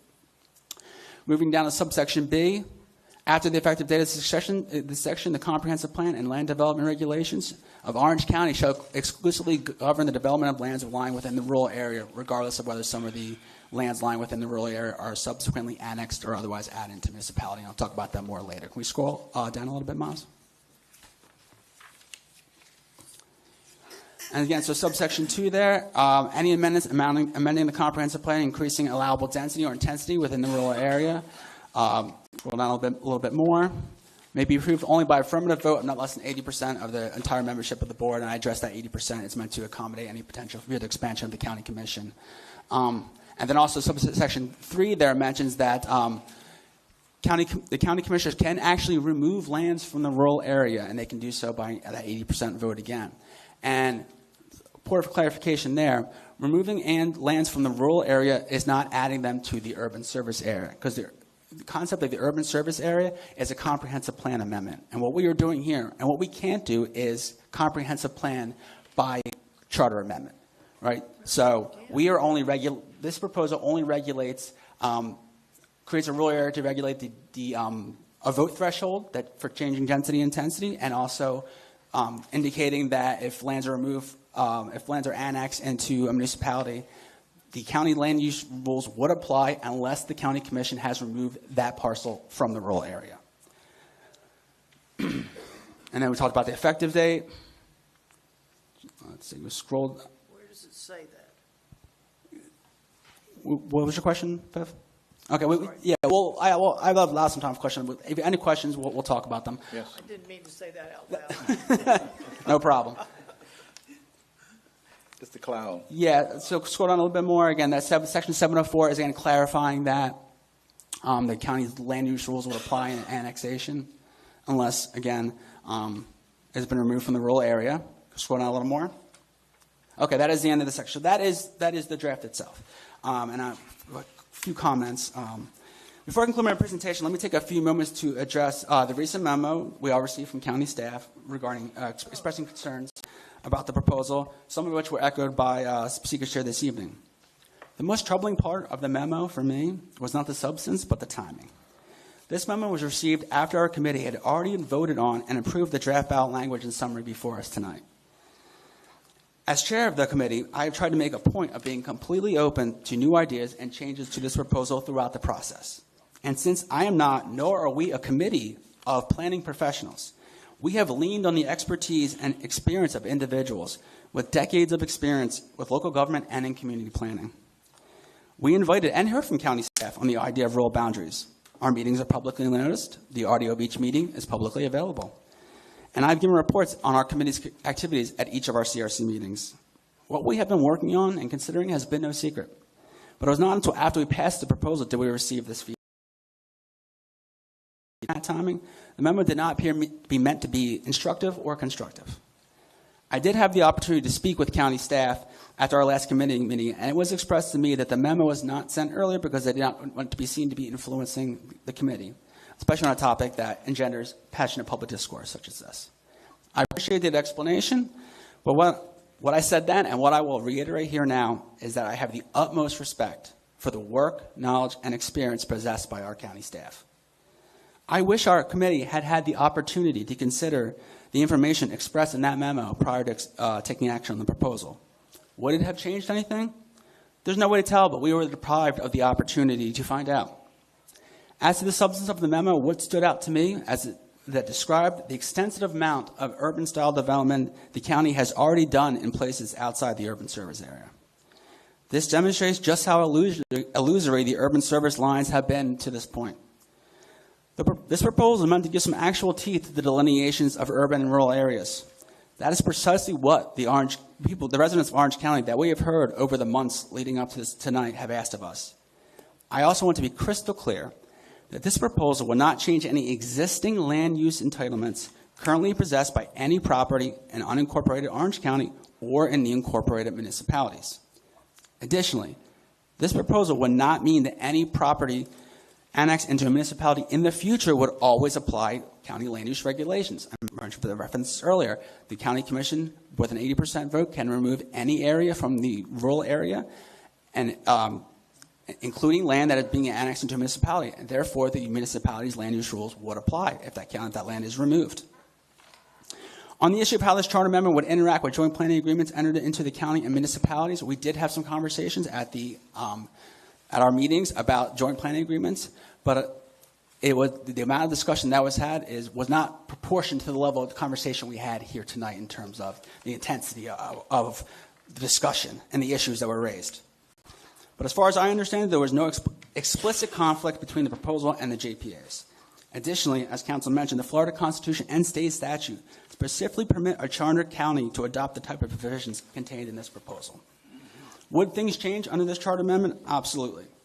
It's the express intent of this proposal to change how we grow in Orange County. The people have asked us to change how we grow in Orange County. At this point, the detrimental impacts of suburban sprawl are virtually undebatable.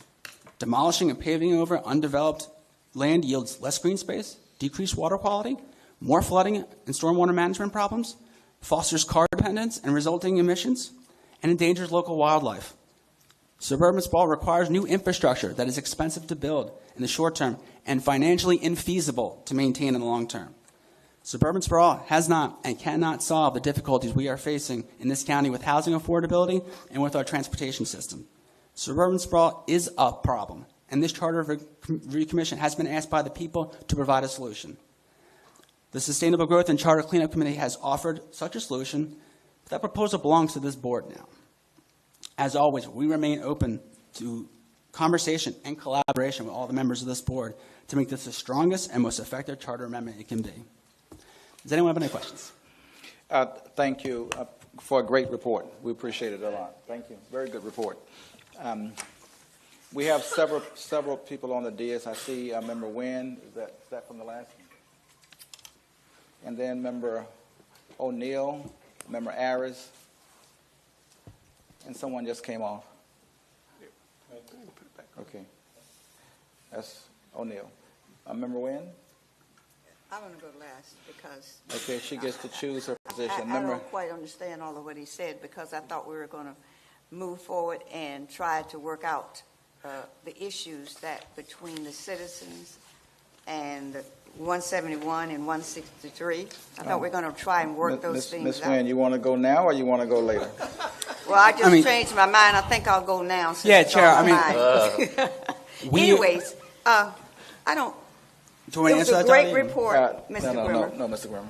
A great report. Thank you for all the hard work. However, I thought we had sat here and discussed that the way things are now, we have some things to work out and try to make a consensus.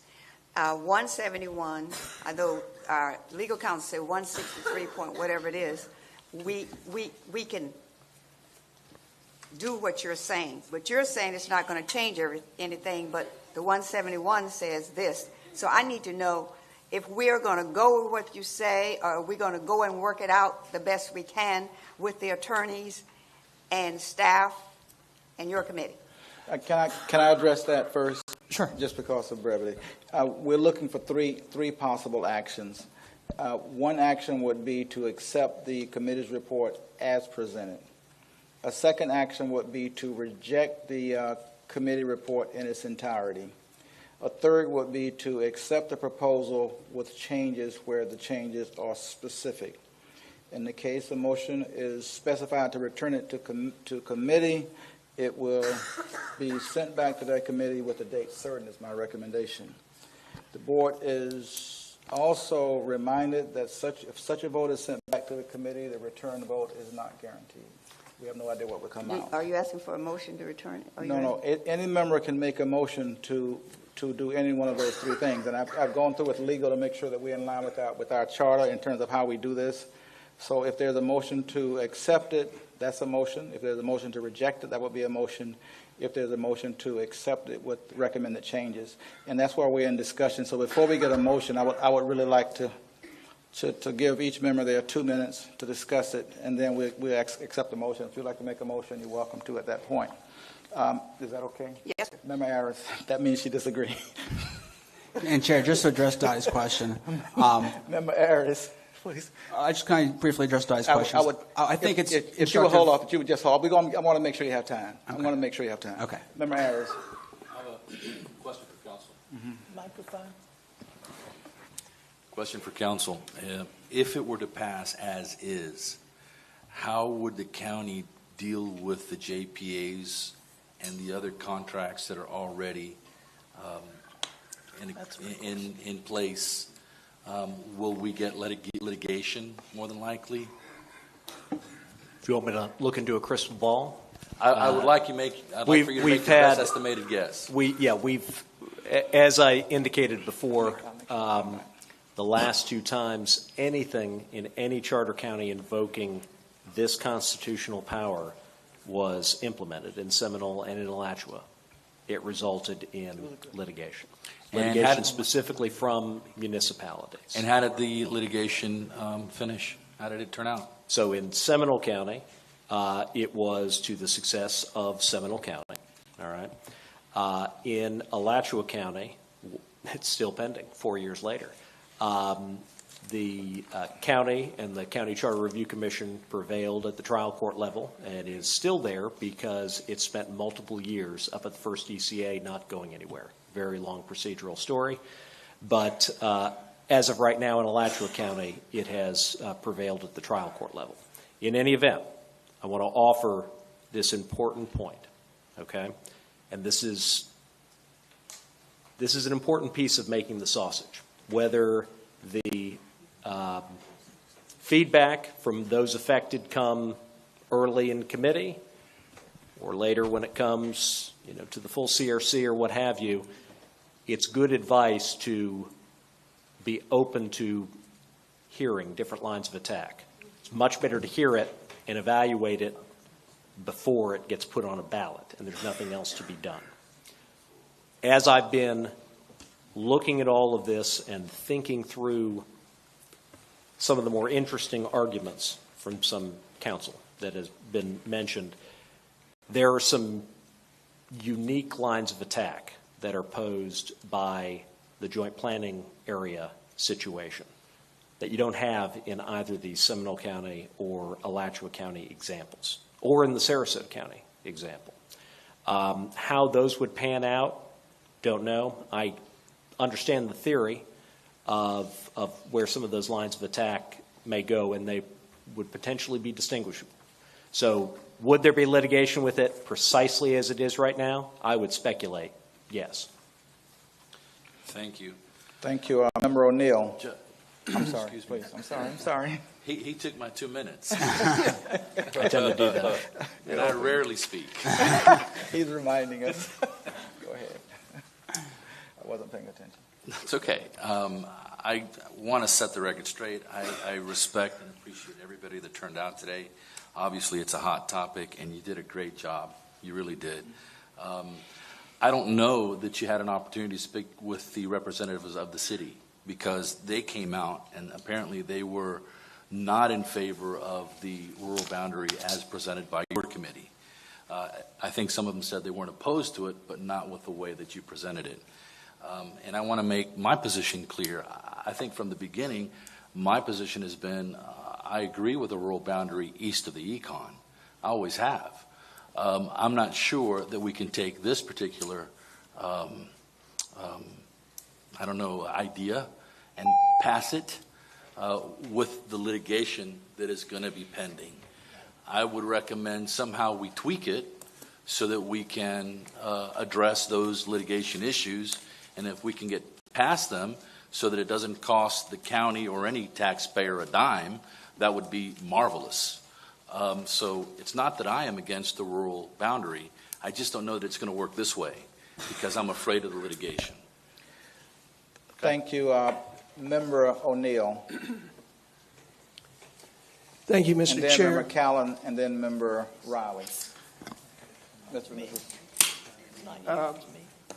And we're in discussion, right? Yes. We're not. You're not looking for a motion. Not yet. Right. Okay. We're going to give the committee chair the first opportunity to make a motion, and then that's what I would prefer. Okay. Yes. All right. Very good. as mentioned earlier in the conversation, it is a concern about these JPAs and potential litigation. I mean, we have the litigants in the audience. We could ask them. But in the meantime, I would see that this should be option number 3, kicked back to the committee for the committee to refine the lines. Obviously, the lines that were used create issues in Ocoee and Winter Garden and Oakland, et cetera. I would not, I don't think this is a binary decision about whether East Side gets it, West Side doesn't. There are rural areas of West Orange County that need to be considered. Certainly, it's not going to be the same land area as East Orange County. But I wouldn't rule out doing something on the west side as well, because we had a number of speakers from the west side. So I'm in favor of option number 3, refining the lines, carve-outs for cities with their JPAs and other agreements. Certainly, when you sell the bonds to put in sewer and water, which is important in the Wekiwa study area, you do that on the basis that there's going to be a certain density. There are going to be a certain number of people who are using that sewer and water. So I don't think we want to step on that. So I'm in favor of option 3. Thank you. Member Callan, then Member Riley, then Member Staccato. Yeah, it's Weinsberg instead of Callan. We got the same button. Okay, thank you. Okay, here's my issues. I heard from my constituents, not just my city, but my friends that are city commissioners in other cities, and they feel that they are 100%, as you heard the attorneys presenting, against the way it is couched right now, because they all have long-term JPAs. Apopka has a 20-year, a 10-year, and a 5-year, and they are now working out with their future just ready to come back for another one. And their question is, what is this going to do with the deals they have in the works? And this June date was just, I mean, I heard it all day long. If we want to come up with something that's going to get passed, we need to work with the cities. And we need to go back to square one, and we need to see which cities are eligible for this, which parts of the county that are on the poise to go into a city or to be developed, and see where they fit into this. And so really, I'm for rejecting it unless you think you can go back, item number 3, and come up with something by the time we close this session out that would be amenable to go on the ballot and not have every city in the county campaigning against it. Thank you. Member Riley.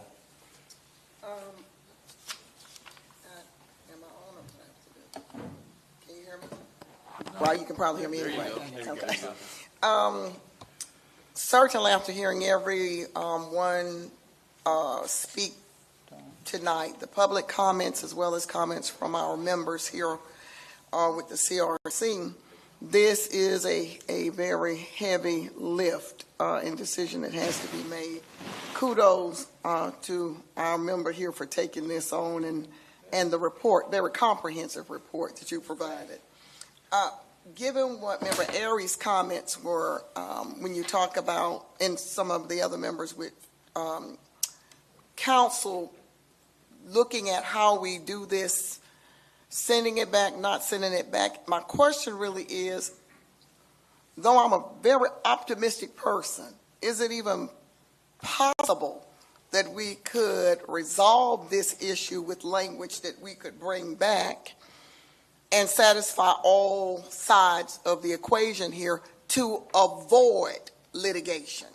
Not that we couldn't come up with some different language that might mitigate the litigation or the amount of litigation, but is it possible or probable that if it was sent back to committee, do you think that we could put forth something that would avoid all litigation? Thank you. That's crystal ball again. Great That's comment. my concern. Member Callan, then we're going to go to Member Glamer for his final discussions. Chair. And then Member Chairman. Callan. Chairman. Council. I'm so sorry. Could I briefly give her answer to that? Do you or- mind if we holding it until we hear these? No, two not comments a here? problem. Yeah, I'd be Member glad to do Callen, then Member Della Portilla, and then we go back to Member Grimer. There's no guarantees Member on. Scarborough. Did I miss There's no guarantees on success of litigation. You know that, and you can't prevent people from suing you. Thank you, Tom. My first job out of law school was a good county attorney. He says, you argue the law when you don't have the policymakers. You argue the policy when you don't have the law. That's right. And so I remember that as the first thing I learned as a young attorney coming out of law school for a good county attorney in Palm Beach County. So I'm not too worried about the annexation. I've done annexation work in the years past in a charter county, and there's charter provisions trump the annexation law to some degree, as you know. I'm not too worried about the 163 has some really good stuff there. The JPAs could be an issue that we need to look at because we just need to know what's there. Okay, and JPAs are time-limited agreements.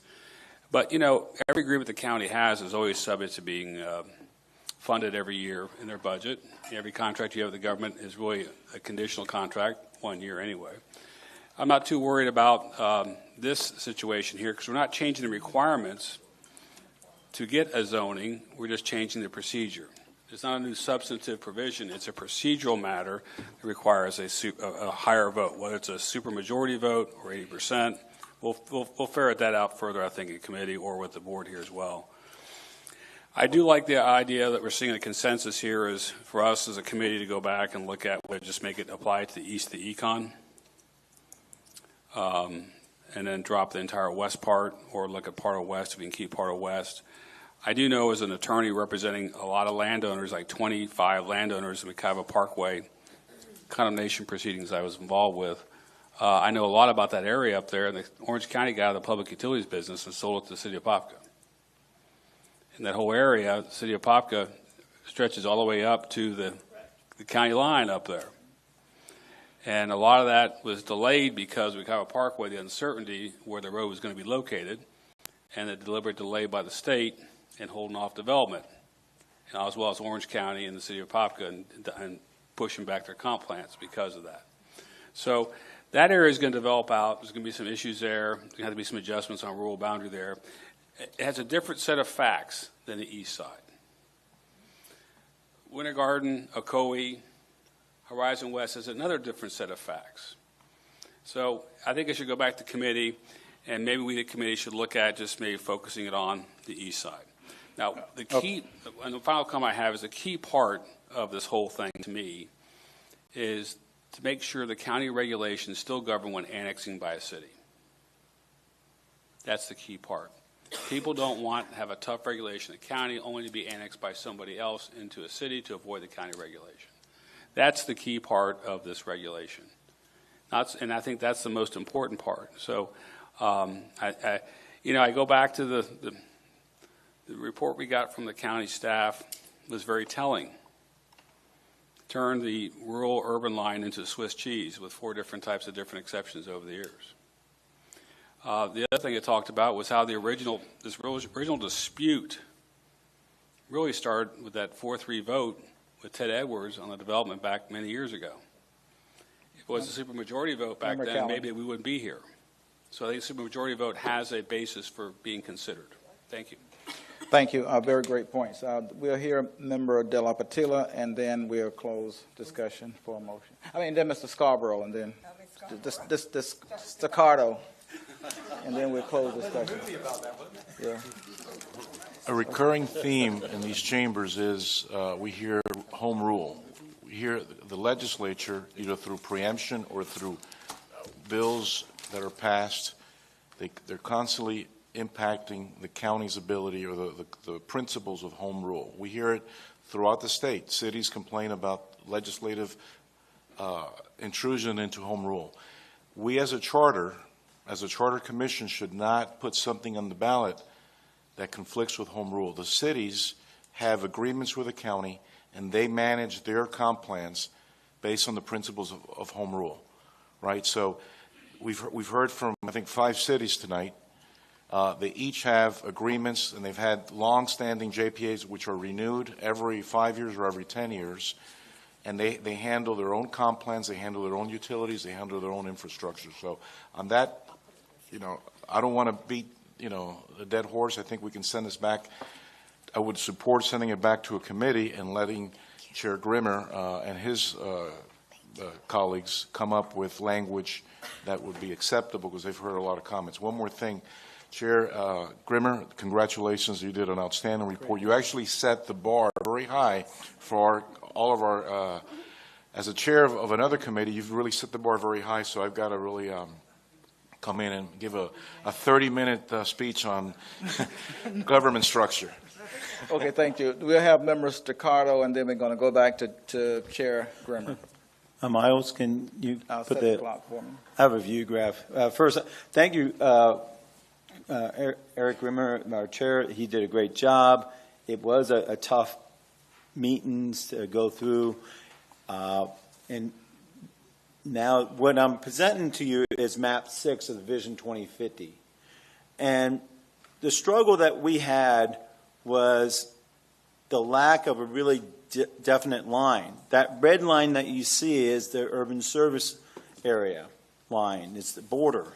It hasn't been changed, I believe, since '92. I don't know why it hasn't. But then you see what I've circled. Right above the word Apopka is a little white area. That's county. Well, that's within the board, so that's under the old vote if this passes to the voters. The land just north of is those two little white spots. That would be under the 80% rule. It doesn't change anything. It just means it has to meet 80%. And the county commission has the right to say, gosh, that looks like that's a right thing to do in that area. Let's release that property for the city of Apopka. Same thing down in Ocoee. You see those circles. Same thing over in Oakland, and then down in Winter Garden. Same thing. You got all these white spots all over the spot area. From my point of view as an activist, it's poor planning. I want those areas dark. So from a commission standpoint, they have 80%, but they make sense to me. I don't think it would be a huge controversy. But if you do the same thing way out on the west side, out by those two lakes sitting out by Lake County, it might be a problem. So the point is the 80% is a challenge to make sure that piece of property that's coming before the board's decision makes sense. And some of these obviously make sense. If you draw that red line around the current outside area, then you have miles and miles and miles of border. The objective long term is to make sure that red line is as short as possible around all that orange or all that green. We want a good, dense urban area. I have nothing in problem. That's why we did it the way, because we don't have any good maps. Thank you. Thank you, Member Staccato. We're going to close discussion on that unless there's a motion to continue talking. Seeing none. No, not question yet. Not question yet. We're waiting for Member Grammer. We're going to give Member Grammer, our chairman, the opportunity to make a motion or a recommendation. Yeah, thank you, Chair. And one thing I just wanted to get across that I tried to in my presentation, but Member Grammer. Oh, I'm sorry. Go ahead, please. Oh. I promise. Okay. If I failed to do so in that lengthy presentation, let me just reiterate here. Your presentation was great. Well, I mean, it was long, yeah, sure. But I wanted to demonstrate for the crowd that we did, we really tried to give this some serious consideration. And one thing I want to get across, and I'll reiterate here, is that I was and continue to be open for further conversation, and for further discussion. To answer Dottie's question, that is absolutely 100% because I sit here tonight and listen to the comments from the, in the public comments, especially from the municipalities and my fellow members, and I continue to learn more about, these issues. So definitely open for further conversation. With that being said, I would like to make a motion. Please, remember. I'd like to make a motion for the Sustainable Growth Committee to take this issue back and give it some further consideration, and we'll see where it goes from there. Chair, second that. Okay. Let it be shown that Chair Grimmer make a motion that this be returned to the committee. Part of my recommendation was that it be returned to committee for specific reasons. I'm going to ask him to amend that motion to make a recommendation about what the specific scope of this return would be. Sure. And some recommendations. Well, go ahead. Let me let you do that, please. Yeah, sure. Absolutely, sure. I make a motion to return the rural boundary issue to the Sustainable Growth and Charter Cleanup Committee for further consideration of issues related to joint planning agreements. No, it's been second already. Joint planning agreements, any other issues, and issues related to municipalities, as well as further consideration of the east-west rural boundary. And that's the second as well. That's my second as well. Any discussion? Call the question. All in favor of the question, signify by aye. Aye. Any opposed, nay. Seeing none, the motion for question carries. All in favor of the motion to return this to committee as motion by Chairman Grammer, please signify by aye. Aye. Any opposed, nay. Seeing none, the motion carries. Congratulations. Great job. No, Ms. Nguyen, please. No, we've already had a vote and a motion. No, this doesn't interfere with that. I just want to ask him one question. Okay, then, we're going to go into commission discussion, but I'm going to ask that we not have discussion except for Dottie Nguyen and myself. Okay. Except for the question that I still wanted to have the answer from legal firm that you did not get back Okay, to. let's just do it. Let's just go by the rules. Okay. The rules are, once we've heard the last item, we'll have discussion by the members, and let's just keep it that way. Okay. Please, Member Nguyen. I just want to ask you a quick question. You said that you were going to do the JPAs, but I want to know specifically, will you agree to meet with the attorneys, and so we can all kind of be on the same page, maybe, if you could do that, so we don't have any legal ramifications later? Yeah, I'm open to meeting with anyone, including municipalities who think they can give us, some useful information on the topic. They weren't included, and I think that. Can I commit to meeting with all 13 municipalities? I don't care before who that? you I meet don't with, think but- I can make that commitment here No, this I don't evening. want you to do that, but I'm just saying, the people that were here with issues, and speaking of legalities, I'm for not having any of that, and I just wanted to just make a little question to ask. What I think has been communicated here tonight from both our council and from Member Callen also, his experience in these matters, and from kind of discussion of what happened in other counties, is that there's probably going to be litigation one way or the other. Yeah, the citizen might want to litigate, but so- if we try to do it right, maybe no one will.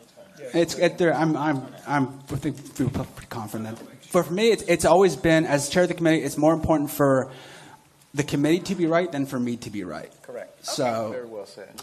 that is what we're going to pursue, at these additional meetings.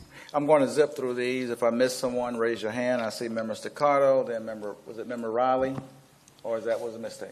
Yeah, just a quick question about, we have been very open in the CRC. We have made every effort. Evidently, there are missing parties from our email, I guess. So my request is make sure that the cities and anyone of interest in this county of municipalities are sent email of our meetings maybe. I don't know who our contacts are there, but that, I had one gentleman come up and said they never were told. Well, I don't know how we I can just tell you this. I'm not sure who was told and who wasn't told, but one of the very first things I did was send notices out to every single elected official in every city. That was done. So they knew we were having a CRC meeting. It's their responsibility to keep track of what we're doing. And we'll have a public hearing, and they'll be noticed again. But I made sure that was done at the very, very beginning. Because so we no tried one to can say they didn't know. We really did try our best. I mean, Yes, I think yes, we sir. tried. We notified everyone, and the ones that wanted to speak came, and they made their voices clear. And I'm just going to stop there. Everybody was notified. I signed the letters myself. I see no one else. Member Batchelor, would you like 12 minutes? Just a point. Good night. Just a point of clarification on the last motion. Because there was some conversation leading up to that motion as to whether or not we just look at east of the econ. But obviously, with all the testimony we got today from the west part of the county, I would assume you're going to be looking at rural boundaries east and west. Yes, and I think we're going to be directed a little bit by legal as well. Well, Mr. I was Voss. just going to mention, I think part of that motion I heard right in the end was looking at the issue or axis of west and east rural boundary. So I think that was one of the axes of discussion. I just want clarification. I don't want somebody who testified tonight call us and say you left us out. So. No, part of the motion was to consider that.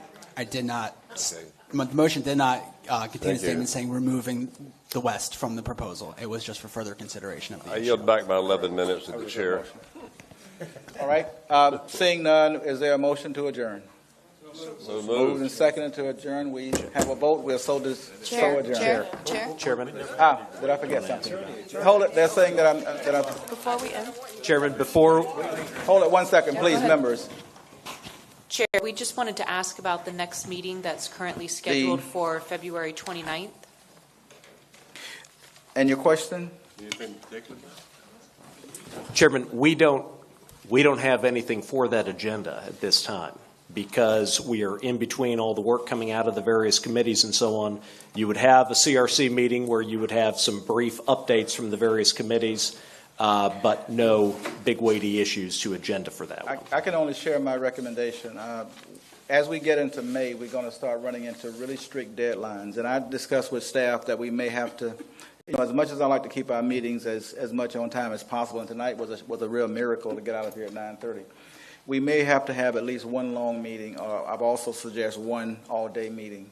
I'm not sure which one will work, but those are things that I'm discussing with staff, and if you'll just give me a little bit of leeway. I think that we can miss the next meeting if the board is okay with that. Because we may have to have an all-day meeting, or we may have to have 2 meetings in May. Understand? We getting Fred Becker for dinner? Yes. Okay. Yes, the chair will make sure we have dinner if we do all day and lunch. Wait a minute. What about breakfast? You said all day? Yes. We'll make sure. Okay, the meeting stands adjourned. The 29th. No meeting on the 29th. Staff is correct. There's no need. Okay, so Chair, we just want to confirm no meeting for February 29th, so that would mean your next full CRC meeting would be scheduled for March 18th at 6 p.m. And then here in between Chambers. now and then, we'll have discussions about whether or not we need 2 meetings based on what comes out of our committees. Okay? Okay. So there is or is not? No meeting February 29th.